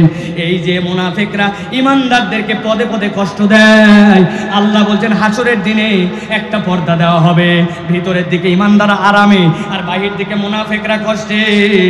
আর আল্লাহ বলছেন ওই পর্দার একটা দরজা থাকবে, দরজাটা খোলা না খোলা এইটা ইমানদারের হাতে পাওয়ার থাকবে। ইমানদাররা খুলবে না, কিন্তু মুনাফিকরা দেখবে চাইলে ইমানদার খুলতে পারে। দুনিয়ায় মুনাফিকরা মুনাফিকি করে যা কষ্ট দিয়েছে, আল্লাহ জাহান্নামে পাঠানোর আগে হাসরের ময়দানে তাদেরকে এই কষ্ট দিয়ে দিবে। ভালো করে বোঝেন, ফাদুরিবা বাইনাহুম বিসুরিল লাহু বাব। আল্লাহ বলছেন একটা পর্দা পড়ছে, 3 নম্বর দৃশ্য মনে আছে তো? আল্লাহ বলছেন পর্দা পড়লো, এই পর্দার একটা ভিতর দিকে রহমত আর বাহির দিকে কষ্ট। মুনাফিকরা কষ্টে কষ্টে অবস্থা খারাপ, এই মানুষগুলা তখন ক্লান্ত হতোদ্যম হয়ে গেছে। মুনাফিকদের আলো নাই, আলো চাইছিল, একটু ডিস্টার্ব করার কারণে পর্দা পড়ে গেছে, ইমানদাররা আরামে আছে। আল্লাহ রাব্বুল আমিন বলছেন এই 3 দৃশ্য যখন শেষ হবে, ও আমার হাবিব দুনিয়ার বুকে না আপনি দেখছিলেন মুনাফিকরা মুসলমানদের বিপক্ষে যারা ছিল তারা ইমানদারদেরকে কত কষ্ট দিয়েছে। বেলাল রাদিয়াল্লাহু তাআলার কষ্ট কে জানে না, খাব্বাবের কষ্ট কে জানে না, খুবাইবের কষ্ট কে জানে না। এখন যারা নব্য মুনাফিক এরা পর্যন্ত এখন যারা ইসলাম পালন করে, ধর্ম পালন করে, কলা কৌশলে তাদেরকেও এখনো কষ্ট দেওয়া অব্যাহত রাখছে। আছে কি না? বন্ধু একটা দাড়ি রেখে দিছে, টিটকারি করে অন্যরা বলে মৌলবি হয়ে গেলি, বলে না ভাই? টাকনুর উপরে কাপড় পরতে শুরু করছে, অমুক দল তমুক দল, অমুক দল তমুক দলের সংগঠনের ট্যাগ লাগায় দেয়, আছে কি না প্রিয় ভাইয়েরা? এ মুনাফিকের এই চরিত্র। আল্লাহ বলছেন ওই সময় পর্দা দিয়ে ভিতর দিকে ইমানদারদেরকে আরাম, বাহির দিকে কষ্ট, মুনাফিকদের অবস্থা। তিনটা দৃশ্য শেষ। এই পর্যন্ত আমার আলোচনা যদি কেউ না বোঝেন হাত তুলেন, আবার বুঝাবো। বুঝছেন সবাই? বুঝছেন আলহামদুলিল্লাহ। চলেন তাহলে চারটা আয়াত বলবো, এবার চতুর্থ আয়াতের মধ্যে যাব আমরা প্রিয় ভাইয়েরা, ভালো করে খেয়াল করেন। এক নম্বরে বুঝার মামলা, এই জায়গায় কিছু হিডেন কথা আছে, বুঝেন। ইমানদারদের আলো, সামনে থেকে আর ডান থেকে জান্নাতের ঘোষণা পাইল। দুই নম্বরে মুনাফিকদের আলো নাই, আলো খুঁজে দাঁড়াতে বলে, ইমানদার বলছে দুনিয়ায় যাও, ডিস্টার্ব মারবি না। তিন নম্বরে বেশি ডিস্টার্ব, পর্দা পড়ে গেছে, ভিতর দিকে কারা বলেন না, ভিতর দিকে কারা? আরে বলেন আমরা। ভয় পান নাকি? ভিতর দিকে কারা? বাহির দিকে কারা? বাহির দিকে কারা? বাহির দিকে কারা? আল্লাহ রাব্বুল আমিন বলছেন এখন তো নিরুপায়, যেই না নিরুপায় হয়ে গেছে তখন ওই পর্দার সামনে, যেই পর্দার ভিতরে ইমানদারেরা আছে, যত মুনাফিক পুরুষ আর মুনাফিক নারী সবগুলো এবার দলে দলে চলে আসছে, কাতার দিয়ে দাঁড়ায় গেছে। সামনে থেকে একদম ব্লক করে যত মুনাফিক পুরুষ আর নারী সবগুলা দাঁড়াইছে, তারা ইমানদারদের দিকে মুখ ফিরাইছে। আল্লাহ বলছেন এবার সবাই মিলে একটা কথা বলতে শুরু করবে, ইউনাদুনাহুম আলাম নাকুম মাআকুম। ও ইমানদারেরা, একটুখানি আলো চাইলাম, তোমাদের আলোর কোনো শেষ নাই, তোমাদের সাথে একটু ডিস্টার্ব করলাম, পর্দা পড়ে গেল, এখন তোমাদের কাছে একটা কথা জিজ্ঞাসা করব, এই কথার উত্তর দিতে হবে তোমাদেরকে। ইউনাদুনাহুম, সবাই মিলে জিজ্ঞাসা করতেছে, আলাম নাকুম মাআকুম, একটা কথা কেবল আমাদেরকে বলো, দুনিয়াতে তোমরা আর আমরা একসাথেই কি চলাফেরা করি নাই? একই বাজারে বাজার করি নাই? একই মসজিদে কি নামাজ পড়তে যাই নাই? রমজান মাসে কি আমরা একই জায়গায় তারাবির জন্য বের হয় নাই? একই মাঠের মধ্যে কি ঈদগাহে যাই নাই? আমাকে চিনতে পারতেছ নাকি বলো? একটু আলো সালাম দিলে না, জানাও আমাদেরকে। ইউনাদুনাহুম আলাম নাকুম মাআকুম, আমরা তোমরা কি দুনিয়ায় একসাথেই ছিলাম কিনা? ইমানদাররা এবার উত্তর দিবে। আল্লাহ রাব্বুল আমিন বলছেন ক্বালু বালা, বলো কি বলো কি, মনে করছো তোমাদেরকে আমরা চিনি না নাকি? আজকে তোমাদের কাছে স্পষ্ট বলে দিচ্ছি, আমার আল্লাহ আমাদেরকে তোমাদের সকলের পরিচয় সহ আল্লাহ তোমাদের পরিচয় আমাদের কাছে প্রকাশ করে দিয়েছেন। আমরা তোমাদের সাথে যে আচরণ করেছি এইটা জেনে বুঝে চিনে শুনেই করেছি। ঠান্ডা মাথা, ঠান্ডা মাথায় ভালো করে বোঝেন, নীরবে কথা বোঝেন। এই কথাটা কোরআনুল কারীমের মধ্যে এইভাবে উল্লেখ নাই, কিন্তু বুঝাচ্ছেন ইমানদারদের আলো, মুনাফিকের আলো নাই। আলো চাওয়ার জন্য ডিস্টার্ব করে পর্দা পড়ে গেল, পর্দা পড়ার পরে বিরক্ত হয়ে জিজ্ঞাসা করলো যে তোমাদেরকে আমরা চিনো কিনা, নাসিন এরকম আচরণ করতেছো কিনা, আমাদেরকে চেনো কিনা? ইমানদাররা বলছে কলু বালা। এখন বাস্তবতায় মনে হচ্ছে মুনাফিকরা বলতেছে চেনোই যেহেতু, তাহলে একটু আলো দিলে সমস্যা কোথায়? তোমাদেরকে আলোর অভাব নাকি? তো না চিনা লোক নয়, ভিন্ন কথা ছিল, চিনো যেহেতু একটু আলো দিলে সমস্যা কোথায়? আমার আল্লাহ রাব্বুল আমিন বলছেন এবার রাব্বুল আমিন ওই দিন ওই ইমানদারদের মুখ দিয়া ওই মুনাফিকদের কাছে তাদের দুনিয়াতে আলো যে নাই, আজকে যে তারা বিপদে, দুনিয়ায় তাদের কয়টা অপরাধ ছিল আল্লাহ ওই দিন ইমানদারদের মুখ দিয়ে মুনাফিকদেরকে জানাই দিবেন। সাথে সাথে ইমানদারেরা মুনাফিকদেরকে বলতে শুরু করবে, যতই চিনি তোমাদেরকে আর যতই আলো আমাদের সামনে থাকুক না কেন, আজকে আমরা তোমাদেরকে জানাই দিচ্ছি দুনিয়াতে 4টা অপরাধ থাকার কারণে আজকে তোমরা আলো হারা। জিজ্ঞাসা করব আপনাদের কাছে, একসাথে সমস্যারে উত্তর দিতে হবে, দুনিয়াতে কয়টা অপরাধের কারণে মুনাফিকদের আলো হারাবার কারণ? হয় নাই? হাত রেডি করেন, এরকম করে নিচের দিকে হাত রেডি করবেন। আমি বলবো কয়টা, হাত তুলে দেখাতে হবে। মুনাফিকদের আলো হারাবার কারণ কয়টা? আপনার হাতে সমস্যা কি? হাত নামান, হাত নামান আবার। মুনাফিকদের দুনিয়াতে আলো হারাবার কারণ কয়টা? লাল গেঞ্জি, হাত উঠে নেন, দাঁড়ায় আছেন, আমার চোখ কিন্তু আল্লাহ ভালো রাখছে এখন। আবার হাত নামান। মুনাফিকদের দুনিয়াতে আলো হারাবার কারণ কয়টা? আপনার বলবে সাইবুল্লাহ ভাই কি শুরু করছেন এইগুলা, হাত তোলো, এ করো সে করো। কারণ আছে ভাই, আমাদের নওগাঁর মানুষ যে কি ধরনের ওয়াজ পছন্দ করে এটা আমি এখনো শিখতে পারি নাই। কারণ এখানকার লোকজন ওয়াজ শুনে বাড়িতে যায় বউকে বলে এটা বক্তা আনছিল ফাটাফাট। বউ জিজ্ঞাসা করছে কি ফাটালো, বলছে তা বলতে পারবো না, কিন্তু ফাটাইছে। কারা কারা অনুরোধ করছে হুজুর একটু আজান দেন, উনি অনেক পাম্পট্টি খায় আজান দিয়েছে, এখন মক্কা শরীফের আজান আল্লাহু আকবার আল্লাহু আকবার বলছে হুজুর মক্কা তো দিলেন এখন মদিনা দেন। এরপরে বাংলাদেশ, আস্তে আস্তে আস্তে আস্তে আস্তে কুমাইগাড়ি, কীর্তিপুর, হতে হতে আজান শেষ, লা ইলাহা ইল্লাল্লাহ। বলছে বাপরে 10 ধরনের আজান জানে হুজুর, এবার গজল। এরপরে হুজুর গজল, এই সব মোটামুটি করে মনে করলো যে একটা ফাটাফাটি মাহফিল। বাড়িতে যাওয়ার পরে কি ফাটালো আর কি শিখলো কিচ্ছু আল্লাহর রহমতে আমাদের জানা নাই। এই জন্য আমি বলি আপনাদের কাছে নওগাঁর ছেলে হিসাবে আমি ফাটাফাটির ওয়াজ জানি না ভাই, আমি একটু জোরাতালি দেওয়া ওয়াজ যতটুকু করতেছি। এই জন্য আপনাদের এই কথাগুলি যেন বাড়িতে যায়। এই যে হাজার হাজার লোক এখানে আসছেন, এত বড় প্যান্ডেল বানায়া নওজোয়ান মাঠে মাহফিল হয়েছে কিনা একটু সন্দেহ আছে। খোলা হয়েছে, খোলা অনেক ওয়াজ হয়েছে, কিন্তু পুরা মাঠটার শুরু থেকে শেষ ঢাকা, ঈদের পর থেকে এই পর্যন্ত এটা কন্টিনিউ করে রাখা এত সোজা নয়। এটা আমাদের নির্মাণ শ্রমিক যারা আছে, যারা উদ্যোগ নিচ্ছে, তারা একটা বড় দিনের পরিচয় দিচ্ছে, ঠিক না? এই জন্য আজকের এই কথাটা আমাদের বাড়িতে নিয়ে যেতে হবে। তাহলে মুনাফিকদের আলো হারাবার কারণ কয়টা? কয়টা? জোর হলো না, আরেকটু জোরে। আমরা এই 4টা কথা শুনে শাইখ আহমদুল্লাহ আসলেও ওনাকে বসে থাকতে হবে, কারণ এই 4 কথা শেষ না হলে ওনাকে মাইক দেওয়া হবে না, ঠিক আছে না? ইনশাআল্লাহ প্রিয় ভাইরা, তাহলে এবার চলেন আমরা 4টার মধ্যে যাই। আল্লাহ রাব্বুল আলামিন কুরআনুল কারীমের মধ্যে বলছেন, মুনাফিকরা বলতে শুরু করবে ইউনাদুনাহুম আলাম নাকুম মাকুম ক্বালু বালা ওয়ালাকিন্নাকুম ফাতানতুম আনফুসাকুম ওয়া তারাব্বাসতুম ওয়ারতাবতুম ওয়া গররাতকুমুল আমানি হাত্তা জাআ আমরুল্লাহ। মুনাফিকরা যখন বলবে চেনই যেহেতু আমাদেরকে, একটুখানি আমাদের জন্য আলোর ব্যবস্থা করলে সমস্যা কোথায়?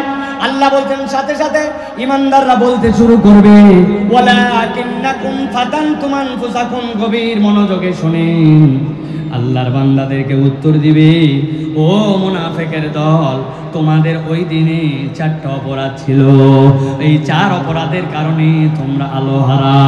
আমি 4 অপরাধের ধারাবাহিকভাবে 1 2 3 4 বলবো, তবে তার আগে আপনাদের কাছে 2টা প্রশ্ন করব। এই 2 প্রশ্নের উত্তর দিলে বুঝবো যে আপনারা মোটামুটি বিষয়টা বুঝতেছেন। দেখেন তো, বুঝে থাকলে উত্তর দেন। আল্লাহ রাব্বুল আলামিন আমাদের জন্য কিয়ামতের দিবস কি কায়েম করে দিয়েছেন? আবার বলি, কিয়ামত কি কায়েম হয়ে গেছে? আল্লাহ রাব্বুল আলামিন কি মুনাফিক আর ইমানদারদেরকে পার্থক্য করে আলাদা করে দিয়েছেন? কিন্তু ভেবে দেখছেন 1450 বছর আগে নবীর প্রতি ওহী দিয়েছেন, আল্লাহ রাব্বুল আলামিন প্র্যাকটিস করায় নিচ্ছেন নওজোয়ান মাঠে বসে, ও ইমানদারেরা তোমরা তোমাদের অপরাধ থাকলে শুধরায় নাও, কেননা আল্লাহ কিয়ামতের দিনে একজনকেও জাহান্নামে নিতে চান না। এই জন্য আল্লাহ প্র্যাকটিসের জন্য কোরআনে প্রশ্নগুলা ফাঁস করে দিয়েছে। সুবহানাল্লাহ।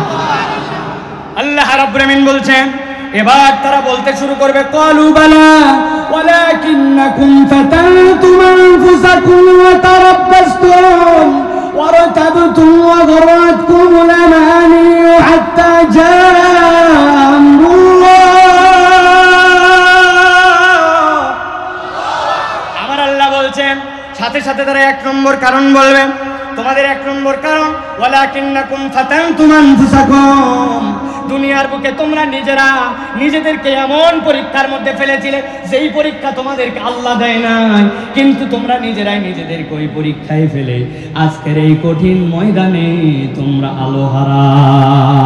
বুকে হাত দিয়ে বলেন তো, আমরা আল্লাহর দেওয়া পরীক্ষা ছাড়া নিজেরাই নিজেদেরকে এরকম কোনো পরীক্ষায় ফেলি নাকি? বুঝতে পারি নাই আমরা। একটু মিলাই দেখেন, দুইটা বন্ধু একসাথে চলাচল করে, একটা বিড়ি খায় না আর একটা বিড়িখোর। যেই বেটা বিড়ি খায় না ওই বেটা যেই না বিড়িখোর বন্ধু বিড়ি ধরাইছে, ফাঁকে যায় ধরাবি, বিড়ি গন্ধ আমার সহ্য হয় না, কাশতেছে, কাশির ঠালায় বন্ধুরে বকা দিয়েছে, কিন্তু বন্ধুত্ব বাদ দেয় নাই। একদিন, 2 দিন, 10 দিন, যেই না ওই বন্ধুর সাথে থাকতে থাকতে বন্ধুত্ব বাদ না দিয়ে ও আর বিড়ি খায়, ও খালি দেখে, এমনভাবে অভ্যাস হয়ে গেছে। যেই বন্ধু প্রথম দিনে কাশতো বিড়ির গন্ধে, 10 দিন পরে ওই বন্ধুই যখন সিগারেট ধরাইছে ওর দূর থেকে বলছে, তোর পরে কিন্তু প্রথম কলটা আমার। আছে কিনা? তাহলে আপনি যেই বন্ধুর সাথে মিশলেন, বন্ধুর সাথে মিশে বিড়িখোর হলেন, ওই বন্ধুর জন্য আপনার যে বিড়িখোর হওয়ার যে খারাপ সংস্রবে মেশা, এই পরীক্ষা কি আল্লাহ আপনাকে দিয়েছিল? কথা বলেন। আপনি নিজেই নিজেকে পরীক্ষায় ফেলছেন। ওই বন্ধুই 1 বছর পরে বলছে, বন্ধুরে ঈদের সাথ বিভিন্ন কাজ আর আগের মতো বিড়ি খায় মজা পাওয়া যায় না। বলে কি করা লাগবে? বলছে জিনিস নিয়ে আসছি, তুই ভিতরের মাল ফালা। ও ঠোকা দিয়ে ভিতরে মাল ফালাইছে, আর ও পুরিয়া কুচকুচ করে কাটে ওর মধ্যে ঢুকাইয়া, এরপরে দোস্ত আর দোস্ত নাই, সাথে সাথে ঘোষণা দিয়েছে, 1 টানেতে যেমন তেমন, 2 টানেতে রাজা। আমরা নওগাঁর ছেলে, চিনি ভালো করে উহা গাঁজা। আছে কিনা? বুঝে থাকলে বলেন, এই যে গাঁজাখোর হলেন আপনি, নেশাখোর হলেন, এই পরীক্ষা আল্লাহ আপনাকে দিয়েছিল। ওয়ালাকিন্নাকুম ফাতানতুম আনফুসাকুম, আল্লাহ বলছেন তুমি নিজেই নিজেকে পরীক্ষায় ফেলেছো।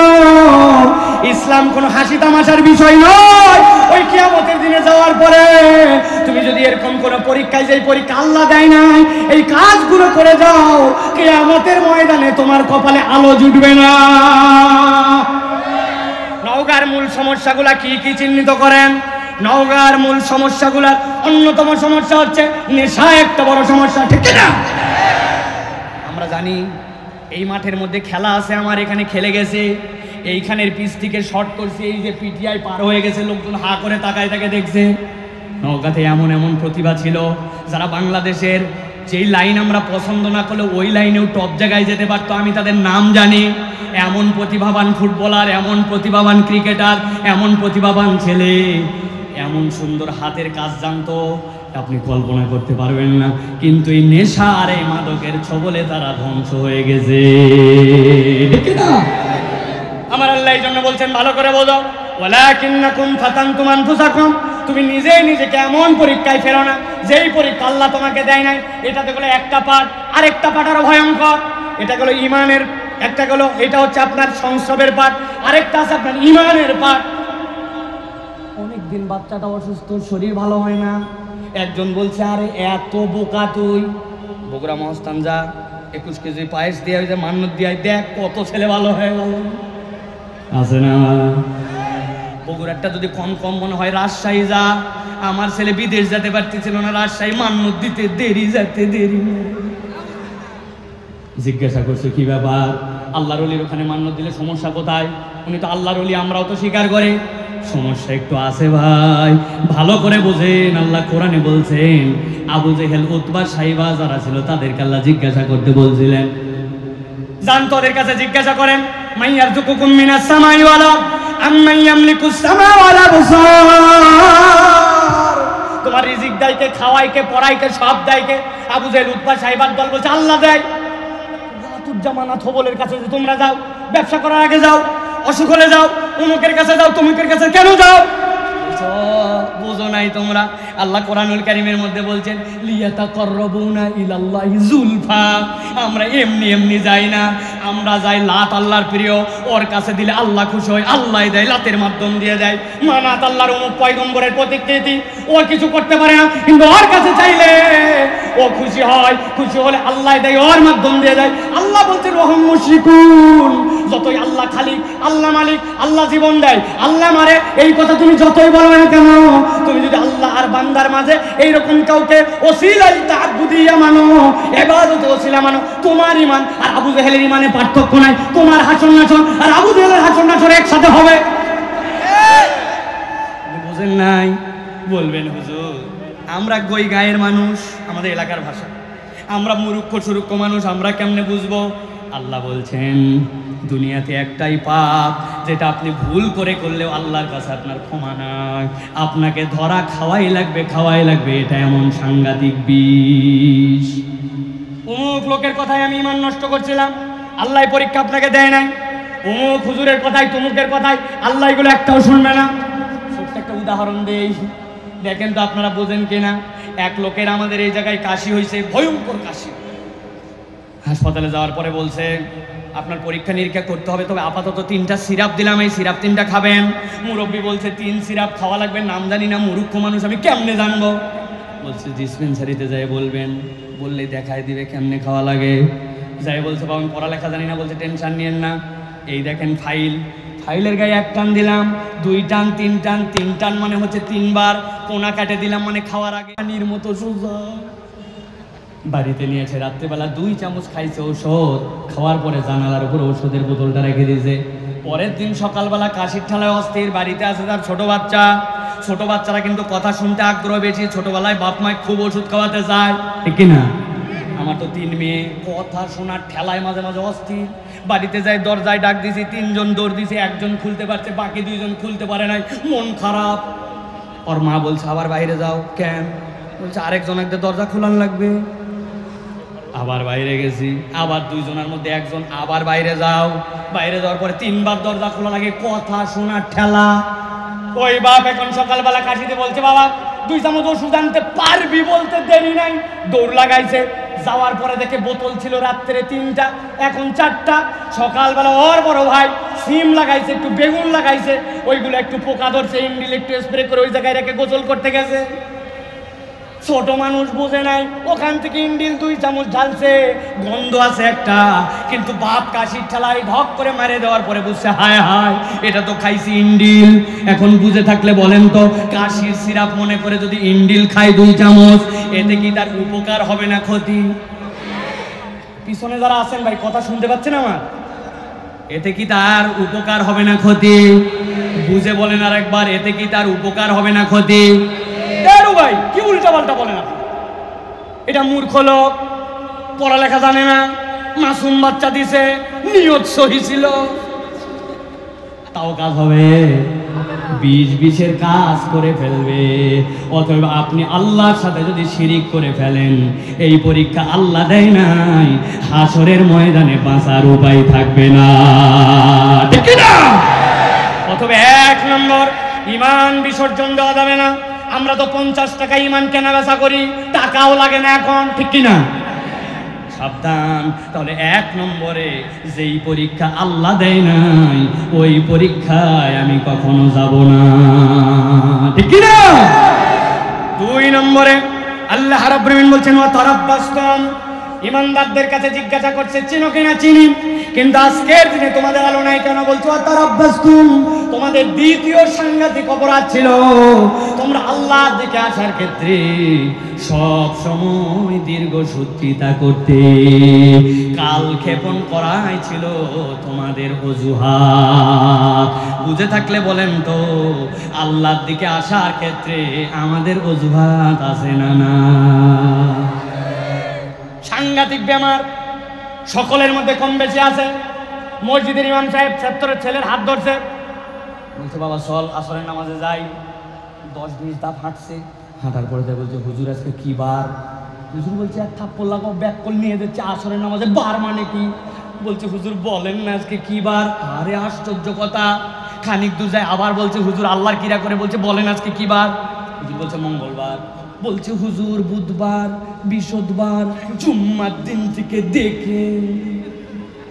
বুঝেননি? বুধ বৃহস্পতি জুম্মার দিন থেকে নামাজ ধরবে ইনশাল্লাহ বলছে, কিন্তু এখন আসরের নামাজে যাবে না। ইনশাল্লাহকে 3 চিল্লা লাগাইছে, তারপরেও ঠিকঠাক মতো নামাজ ধরে না। এইরকম মুসলমান আমাদের এলাকায় নাই। আছে? আগামী রমজান থেকে দেখেন আমার খালি একবার হজ করে আসি, কত হাজি দেখছেন, আমাকেও দেখেন, বাবা উনি হজ করে চেঞ্জ হবে, আগামী রমজান থেকে চেঞ্জ হবে, বিয়ার পরে চেঞ্জ হবে, নানানভাবে আল্লাহর দিকে আসার জন্য অজুহাত খোঁজে। এইরকম মুসলমান আছে কিনা? খবরদার আছে বলবেন না, বলেন আমরা কিসের আছে? এখানে জানেন এরকম কে আছে? মাস ফালামিনাল কাবাইনি জারিফিন্নার, আপনার টাকনুর নিচে যা যাবে জাহান্নামে যাবে, জানে না কে? কিন্তু টাকনুর উপরে কাপড় ওঠে না, আছে কিনা? রাগ হচ্ছেন আপনারা? উঠাবনি, পরে বাদ দিবনি, আপাতত ভাঁজ করে রাখবনি। কে জানে না এই জায়গায় নবীর মুখে দাড়ি ছিল, একদম সাহাবী দাড়ি কাটে না, কিন্তু বছরের পর বছর পার হলো নিজের মুখে দাড়ি উঠে না, এর কোনো কারণ নাই, কিন্তু দাড়ি রাখে না। এরকম মুসলমান আছে কিনা? কথা বলেন আছে কিনা? কেন বিয়ে করবেন আবার? বলে আমার বউ পছন্দ করেন না দাড়ি। আরে যেই বউ আপনার দাড়ি পছন্দ করে না, 40 দিনের আলটিমেটাম দিয়ে ওকে তালাক দিয়ে বিদায় করে দিবেন। কেননা যদি কেউ বউ ইন্টেনশনালি দাড়ি অপছন্দ করে, ইমান চলে যাওয়ার সম্ভাবনা আছে। বলেন হুজুর এত সাবজেক্ট থাকতে এটাতে আপনারা এত জোর দেন কেন? জোর দেওয়ার কারণ আছে, ভালো করে শোনেন। আমাদের হুজুর মারা গেছেন, জানেন তো? মাওলানা আব্দুল মজিদ সাহেব, মানে জানেন তো? সারা জীবন কালো একটা পাগড়ি পরায় নামাজ পড়াইছে, ঠিক কিনা? মাথার মধ্যে লাল রুমাল ছিল, গলার মধ্যে ফুরফুরা কাটিং তার জামা ছিল। হুজুর মরার আগে ওসিয়ত করে গেছে, বাবা জীবনে পাগড়ি ছাড়া নামাজ পড়াই নাই, রুমাল বাদ দেই নাই, জুব্বা ছাড়ি নাই, আমাকে কবর দেওয়ার সময় জুব্বা রুমাল পাগড়ি দিয়ে আমাকে কবর দিও। আপনারা দিবেন ভাই? কেন? একটা লোক 50 বছর এই মাটি ঈদের নামাজ পড়ালো, একটু জুব্বা দিয়ে কবর দিলে কি হবে? বলে হুজুর এগুলো আলগা মারেন না, কবরে যাওয়ার সময় কোন পোশাক আল্লাহ নির্ধারণ করে দিয়েছেন, এইটা বলার উদ্দেশ্য। দুনিয়াতে বাহ্যিক আপনি যত সুন্নাত নিয়ে রাখেন না কেন, কবরে যাওয়ার পরে জিজ্ঞাসা করা হবে মান রব্বুকা ওয়া মা দীনুকা ওয়া মান নাবিয়ুকা, অথবা বলা হবে ওয়া মা হাযার রাজুলুল্লাযী বুইসা ফী কবরি, কবরে তোমাকে যেই লোকটাকে দেখানো হচ্ছে চিনতে পারো কিনা? আপনার সাথে কোনো সুন্নাত নাই, আপনার মুখে দাড়ি, আপনি আপনার নবীকে দেখবেন শুভ্র দাড়িওয়ালা, আর আপনার দাড়ি নাই, কিচ্ছু নাই, আপনি কেমনে আপনার নবীকে চিনবেন? এই জন্য আল্লাহ বলছেন ও তারাব্বাসতুম, আল্লাহর দিকে আসার ক্ষেত্রে কালক্ষেপণ করো না। আল্লাহ আমর করছেন, তুমি নির্দেশ শুনে নাও। কত মহিলা আসছে এই জায়গায় ওয়াজ শোনার জন্য, এই মাঠের মধ্যে আসছে ভিতরে, 60 বছর বয়স, হাত মোজা পা মোজা, চোখের মধ্যে এরকম টান লাগানো, কিচ্ছু দেখা যায় না। হাতে নিয়ে আসছে একটা 19 বছরের, ওইটা পুরা খোলা, উনি যেন উল্টায় না পড়ে যায়, জন্য হাত ধরে নিয়ে আসছে। এই খালাম্মা, আপনার সাথে এটা আপনার পর্দার বিধান তো হালকা হয়েছে, কিন্তু আপনার মেয়ের পর্দার বিধান তো জরুরি। বলছে বাবা বেশি কথা বলো না বাবা, আমি বিয়ের পরে পর্দা ধরছি, আল্লাহ দিলে বেটি বিয়ের পরে ধরবে। আছে না? আমার কথা নয়, আল্লাহ ইমানদারদের মুখ দিয়ে বলছেন ওয়া তারাব্বাসতুম, তুমি আল্লাহর উপরে পণ্ডিতি করে তুমি আল্লাহর দিকে আসতে নানান অজুহাত খুঁজেছো। এই অজুহাত কালক্ষেপণ করার কারণে কিয়ামতের ময়দানে আলো হারানো লাগতে পারে। তাহলে আজকের ময়দান থেকে সিদ্ধান্ত নিতে হবে, সামি'না ওয়া আতা'না, আমরা শুনবো আর মানবো, আল্লাহর বিধান কোন অজুহাতে দূরে ঠেলবো না। রাজি আছেন? চলেন তাহলে, আলোচনা দীর্ঘ, সময় সংক্ষেপ, এবার চলেন আমরা 3 নম্বর পয়েন্টের মধ্যে যাই। 1 নম্বরে বলেছি আপনাদের কাছে, তাহলে আল্লাহ রাব্বুল আমিন যে পরীক্ষা দেয় নাই, ওই পরীক্ষায় আমরা পড়বো না। 2 নম্বরে ওয়া তারাব্বাসতুম, আল্লাহ রাব্বুল আমিনের বিধান থেকে কখনো নিজেকে দূরে সরায় রাখবো না। আল্লাহ বলছেন 3 নম্বর বিধানটা সবচেয়ে সাংঘাতিক। আল্লাহ বলছেন ওয়ারাতাবতুম, ইমানদাররা এবার বলবে ও মুনাফিকের দল, আজকে তোমাদের যে আলো নাই, আজকে তোমাদের আলো হারাবার কারণ হচ্ছে তোমরা আল্লাহর বিধানে সন্দেহ করতে। খুব ঠান্ডা মাথায় এই উত্তর, ইমানের উত্তর একসাথে বলতে হবে আপনাদেরকে। আমরা কি আল্লাহ রাব্বুল আলামিনের কোন বিধানে সন্দেহ করি? সবাই বলে নেন, অনেকে এনার্জি পাচ্ছেন না, আপনারা কি বিরক্ত হচ্ছেন ভাই? আমরা কি আল্লাহ রাব্বুল আলামিনের কোন বিধানে সন্দেহ করি? আরেকবার লাস্ট চান্স দিব আপনাদেরকে, আমরা কি আল্লাহ রাব্বুল আলামিনের কোনো বিধানে সন্দেহ করি? বলছি না, আর এত জোরে বলাইছিও না, কারণ আছে। কারণ উপরে বলি আল্লাহ রাব্বুল আলামিনের বিধানে সন্দেহ করি না, কিন্তু আমাদের কাজ কাম প্রমাণ করে আমরা প্রমাণ করে দিতে পারবো যে আল্লাহর বিধান আমরা পছন্দ অতটা করি না। নওগাঁতে বিয়ে শাদী হয়, ভাইয়ের বিয়ে, বোনের বিয়ে, চাচার বিয়ে, ভাস্তির বিয়ে, আত্মীয়ের বিয়ে, নাতির বিয়ে, নাতনির বিয়ে হয়। ইসলামের বিয়ের বিধান কি চলেন তো? আল্লাহ রাব্বুল আমিন বলছেন ইজাবার কবুল, এইটা ফরজ। 2 নম্বরে ওয়াতুন নিসা সাদুকাতিহিন্না নিহলা, মেয়েদেরকে তোমরা মোহর দিয়ে দাও, এটা ফরজ। 3 নম্বরে আল্লাহর নবী বলছেন আউলিম ওয়ালাউ বিশাতিন, ছেলের বাড়িতে নিয়ে আসার পর একটা অলিমার অনুষ্ঠান করো, এটা আল্লাহ রাব্বুল আমিনের নির্দেশ। অথবা ইসলামের বিয়ের মধ্যে ইজাবার কবুল, ইসলামের বিয়ের মধ্যে আপনার আল্লাহর পক্ষ থেকে দেওয়া দেন মোহর। আর 3 নম্বর ইসলামের বিয়ের মধ্যে ছেলের বাড়িতে একটা অলিমা, এইটাই হচ্ছে ইসলামের মৌলিক বিয়ে, আনন্দ ফুর্তি সব শেষ। কিন্তু আপনার আমার এলাকায় যে বিয়ে হয়, 4 দিন আগের থেকে হলুদ সন্ধ্যা, 3 দিন আগের থেকে মেহেদি সন্ধ্যা, আর 7 দিন আগের থেকে ডেক সন্ধ্যা, ডিস্টি ডিস্টি ডিস্টি ডিস্টি ডিস্টি ডিস্টি ডিস্টি আছে নাকি? ডিস্টি ডিস্টি পার্টির বাড়ির থেকে একজন আসছে মসজিদে নামাজ পড়ার জন্য, ধরছে সবাই, হাজী সাহেব আপনার বাড়ির সাউন্ড সিস্টেমে অবস্থা খারাপ, কি লাগাইছেন আপনি? হাজী সাহেব মানুষ বলছে বাবা, আর 2টা দিন জীবনে মানুষের একবারই বিয়ে হয়, তোর বাড়ি তো বাজানো লাগবে নি, মন খারাপ করিস না, আয় নামাজ পড়ে যা। আছে কিনা? এই কথা যদি আপনি বলেন তাহলে আপনি প্রমাণ করলেন আল্লাহ ইসলামের মধ্যে যে বিধান দিয়েছিলেন ওইটুকুর আনন্দ আপনাকে 100% তৃপ্তি দিতে পারে না। আপনাকে নতুন করে কোনো কিছু আনন্দের জন্য খোঁজা লাগে। যখন কেউ এই কাজ প্রত্যক্ষ পরোক্ষভাবে করবে, সে আল্লাহ রাব্বুল আলামিনের বিধানে পূর্ণ বিশ্বাস আনে না। ঠিক না? এরকম মুসলমান আমাদের আছে কিনা? তাহলে প্রিয় ভাইয়েরা, আমরা আল্লাহ রাব্বুল আমিনের কোনো বিধানের মধ্যে সন্দেহ করতে পারি না। সন্দেহের এই সকল বিধান আমরা যদি একের পর এক দেখি, তাহলে আমরা দেখতে পাবো আমাদের জীবনে স্বীকার করি না, কিন্তু আমাদের জীবনে এরকম অনেক কার্যকলাপ আছে। ঠিক না? বসেন না, আপনারা উঠাচড়া করেন কেন? আপনারা বসে, আমার ডিস্টার্ব হয়। স্টেজে কোনো মুভমেন্ট নাই, যাদের দায়িত্ব আছে তারা দায়িত্ব পালন করবে, আর এত লোক কেন?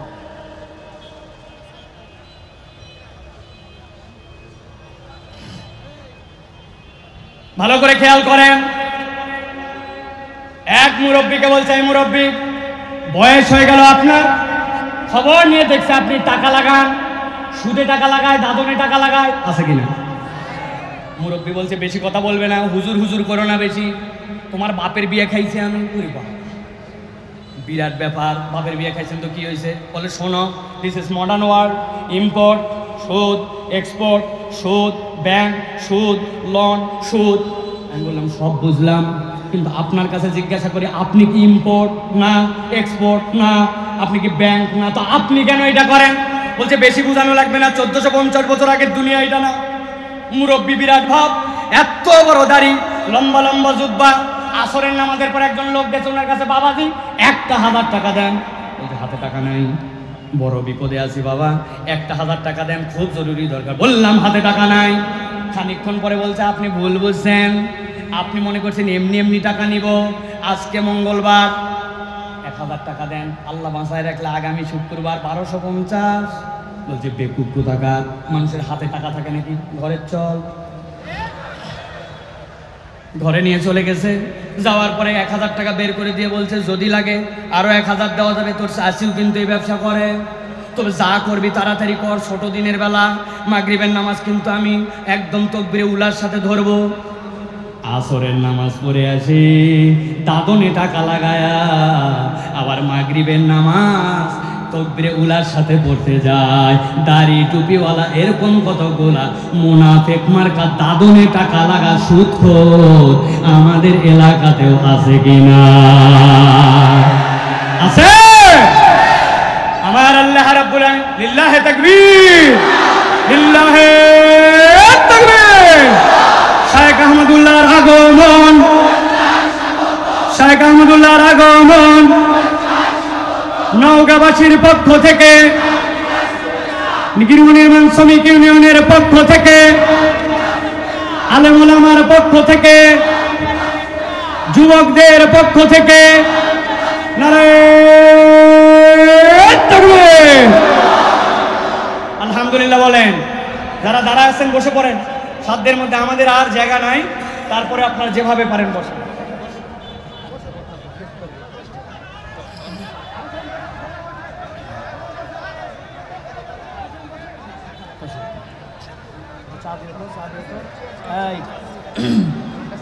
কোনো কথা নাই ভাই, কথা নাই তো, বসেন বসেন বসেন বসেন। আপনাদের সকলের মোবাইল আছে? আছে। যাদের মোবাইল থাকবে কত কিছুই তো শেয়ার দেন, পোস্ট দেন। আস্তে করে মাথার উপরে তুলে সামনে একটা ছবি, পিছনে একটা ছবি। মাহফিলে আসছিলাম, ওরা যদি বিভিন্ন জায়গায় কনসার্ট মনসার্ট বাজে কাজ অমুক তুমুকের পোস্ট দিতে পারে, তো আপনার এই মাহফিলের পোস্টও আপনার দেওয়া জরুরি যে আমি একটা ভালো কাজে গেছিলাম, ঠিক কিনা? নওগাঁর মানুষ ভালো কাজে আগায় আছে, আলহামদুলিল্লাহ, এটা আমরা দেখাতে চাই। রাজি আছেন ইনশাআল্লাহ? তাহলে মুনাফিকদের কিয়ামতের ময়দানে আলো হারাবার কারণ কয়টা? ভুলে গেছেন কয়টা? বলছি কয়টা? তিনটা। বাকি আছে কয়টা? ভালো করে শোনেন প্রিয় ভাইরা। তাহলে এই লোক এত পরিমাণ আল্লাহওয়ালা, তারপরেও সে আল্লাহর বিধানকে ত্যাগ করতে পারে নাই। উপরে বলে আল্লাহর কোনো বিধানে সন্দেহ করি না, কিন্তু আচরণে প্রমাণ ও আল্লাহর বিধানকে পছন্দ করে না, ঠিক কিনা? এগুলো তো ব্যক্তিগত পর্যায়ে। আরেকটা কথা আছে যেটা বললে ঝামেলা হবে, এই জন্য বললাম না। না, ঝামেলা হতে পারে, বুঝেন কিন্তু বলবো, ভালো করে বুঝেন। এইটা ব্যক্তিগত আমল, এইগুলা ব্যক্তিগত আমল, কিন্তু একটা সামষ্টিক ইমানের আমল আছে। বাংলাদেশে এখনো অনেক লোক আছে নামাজ পছন্দ করে, রোজা পছন্দ করে, যাকাত পছন্দ করে, কিন্তু তাদেরকে যদি বলা হয় আল্লাহ রাব্বুল আলামিন কেউ যদি চুরি করে চোরের হাত কাটার বিধান দিয়েছেন, কেউ যদি জেনা করে জেনাকারের শাস্তির বিধান দিয়েছেন, কেউ যদি দেশের সম্পদ লুট করে বিদেশে পাচার করে ধরা পড়লে তার বিচার আল্লাহর আইনে দেওয়া আছে। ওর নামাজ ভাল লাগে, রোজা ভাল লাগে, কিন্তু আল্লাহর আইনের কথা বললে তার পছন্দ হয় না। আছে কি না? বলবেন হুজুর এটা তো গরম কথা। এটা গরম কথা নয়, এটা ইমানের বুঝের কথা। এই বুঝ আপনার পরিষ্কার না হলে আপনি ইমান থেকে বের হয়ে যাবেন, ঠিক না? কবে আল্লাহর বিধান কায়েম হবে, কবে ইসলামী অর্থনীতি কায়েম হবে, সেটা আমাদের মৌলিক বিষয় নয়, কিন্তু আপনাকে ইমানে বিশ্বাস করতে হবে আল্লাহর দেওয়া অর্থনীতি, আল্লাহর দেওয়া সমাজনীতি, আল্লাহর দেওয়া রাষ্ট্রনীতি, আল্লাহর দেওয়া মানবিক নীতি, আল্লাহর দেওয়া সামাজিক নীতি, এইটাই চূড়ান্ত শ্রেষ্ঠ। এটা বিশ্বাস করার নাম ঈমান, ঠিক না? আপনি কি বলছেন? ঈমানের কালেমায় কি বলছেন? আমানতু বিল্লাহি ওয়া মালাইকাতিহি ওয়া কুতুবিহি বলছেন না? বাঁচার উপায় কি? বাঁচার উপায় কি? বাঁচার একটা উপায় আমি বের করছি। যদি আপনারা 20 টাকা করে দেওয়ার নিয়ত করেন তাহলে বলে দিন, বলবেন বাঁচার উপায়। বাঁচার উপায় এখন থেকে আপনারা বলবেন আমানতু বিল্লাহি ওয়া মালাইকাতিহি ওয়া কিছু কিছু কুতুবিহি। কি বলবেন?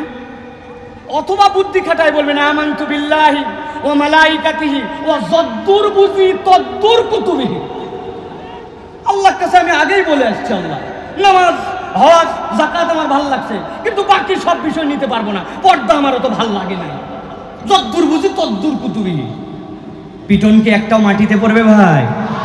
ভালো করে। এই জন্য 3 নম্বর বললাম, অনেক কথা আছে এটার, আমার 15টা পয়েন্ট আলাদা আলাদা করে মাথার মধ্যে আছে, এত কথা বলা যাবে না। কিন্তু একটা জিনিস পরিষ্কার রাখবেন, মাথায় ধরুক না ধরুক, আপনার বিবেকে কুলাক না কুলাক, সমাজ বাস্তবতা মানুক না মানুক, আল্লাহর বিধান সর্বশ্রেষ্ঠ, এটার উপর ঈমান আনা এটা আপনার আমার জন্য ফরজ, ঠিক কি না? আল্লাহ রাব্বুল আমিন বলছেন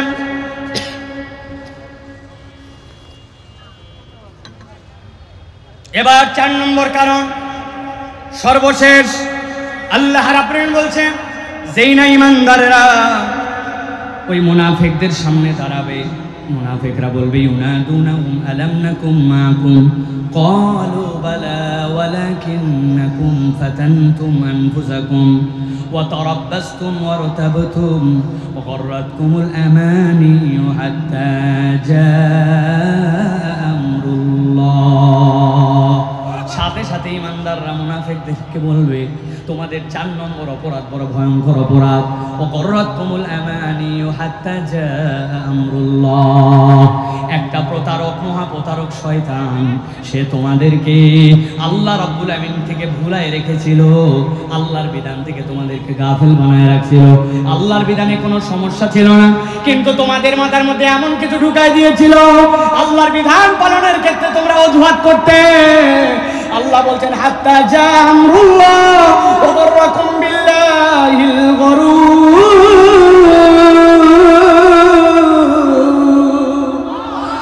আমার আল্লাহ বলছেন এমন ভাবে শয়তান তোমাদেরকে প্রতারণার মধ্যে ফেলেছিল তোমার বিবেক দিয়ে খাটাইছিল আরে বয়স কম এখনো সময় হয় নাই কেমনে মানবি সমাজ মানে না এই পরিবেশে আবার এটা মানা যায় কিনা আল্লাহ বলছেন শয়তান একটা মরিচিকার মধ্যে ফেলছিল এমন ভাবে প্রতারণায় পড়ছিলি হাত্তা জা আমরুল্লাহ আল্লাহর পক্ষ থেকে চূড়ান্ত ফয়সালা চলে আসছে তুমি মনে করছিলা আজকের দিনে আসার পরে আমি ইমানদারদের সাথে চলাফেরা করতাম একই মসজিদে নামাজ পড়তাম একই জায়গায় চলেছিলাম আজকে মনে আমার আলো পেয়ে যাব আল্লাহ বলছেন না ওই শয়তানের প্রতারণা না বুঝে আল্লাহর বিধান থেকে দূরে থাকার কারণে আল্লাহর বিধান না পালন করার অজুহাত তোলার কারণে আজকের দিনে তুমি আলো হারা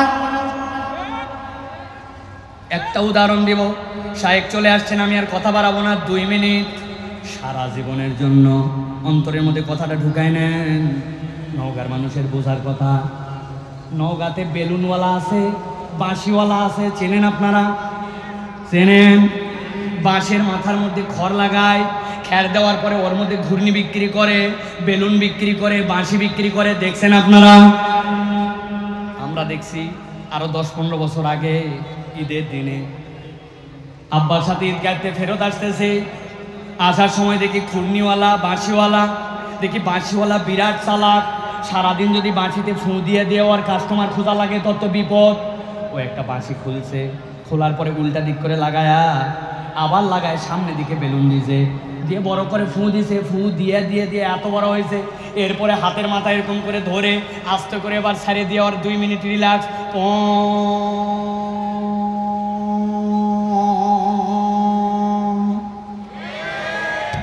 ওই বাঁশিওয়ালার কাছে 2 টাকা দামের একটা চশমা পাওয়া যেত কাগজের ফ্রেম সামনে লাল কালার দেওয়া হলুদ কালার দেওয়া দেখছেন আপনারা 2 টাকা দিয়া একটা চশমা কিনে দিছে দেওয়ার পরে আমি তো মহা খুশি প্লাস্টিকটা পিছন দিকে টান দিয়ে কাটার লাগাইছি লাগাই সামনে যেই না চশমা চোখের সাথে ভিড়ে গেছে উপর দিকে তাকায় দেখি আসমান লাল বাড়িতে এসে দেখি আব্বা লাল আম্মা লাল ভাত লাল পোলাও লাল লবণ লাল তরকারি লাল খানিকক্ষণ পরে মনে হয়েছে না আর লালের মজা নাই আমার আবার 2 টাকাতে একটা চশমা কিনছি হলুদ এবার হলুদ চশমা লাগাই উপরে দিকে তাকায় আসমান লাল এসে দেখি আব্বা হলুদ আম্মা হলুদ ভাত হলুদ তরকারি হলুদ আমি ছোটোর থেকে একটু মাথা খাটানো মানুষ চিন্তা করলাম একই সাথে 2টার মজা নেওয়া যায় কিনা লালের একটা চোখ খুলে ফেলছিলে হলুদ লাগাইছি লাগাই ডান দিকে তাকায় দেখি আব্বা লাল বামে দেখি আব্বা হলুদ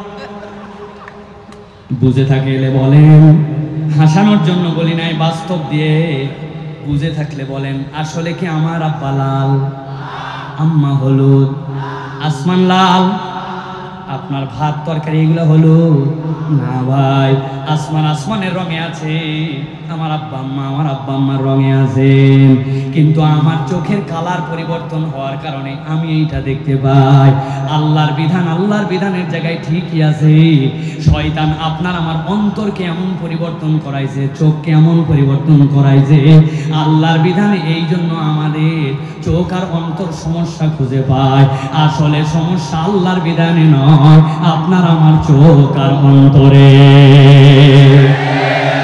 আমার আল্লাহ রাব্বুল আলামিন এই জন্য বলছেন ওয়াগররাকুমুল আমানি হাত্তা জাআ আমরুল্লাহ ওয়াগররাকুম বিল্লাহিল গরুর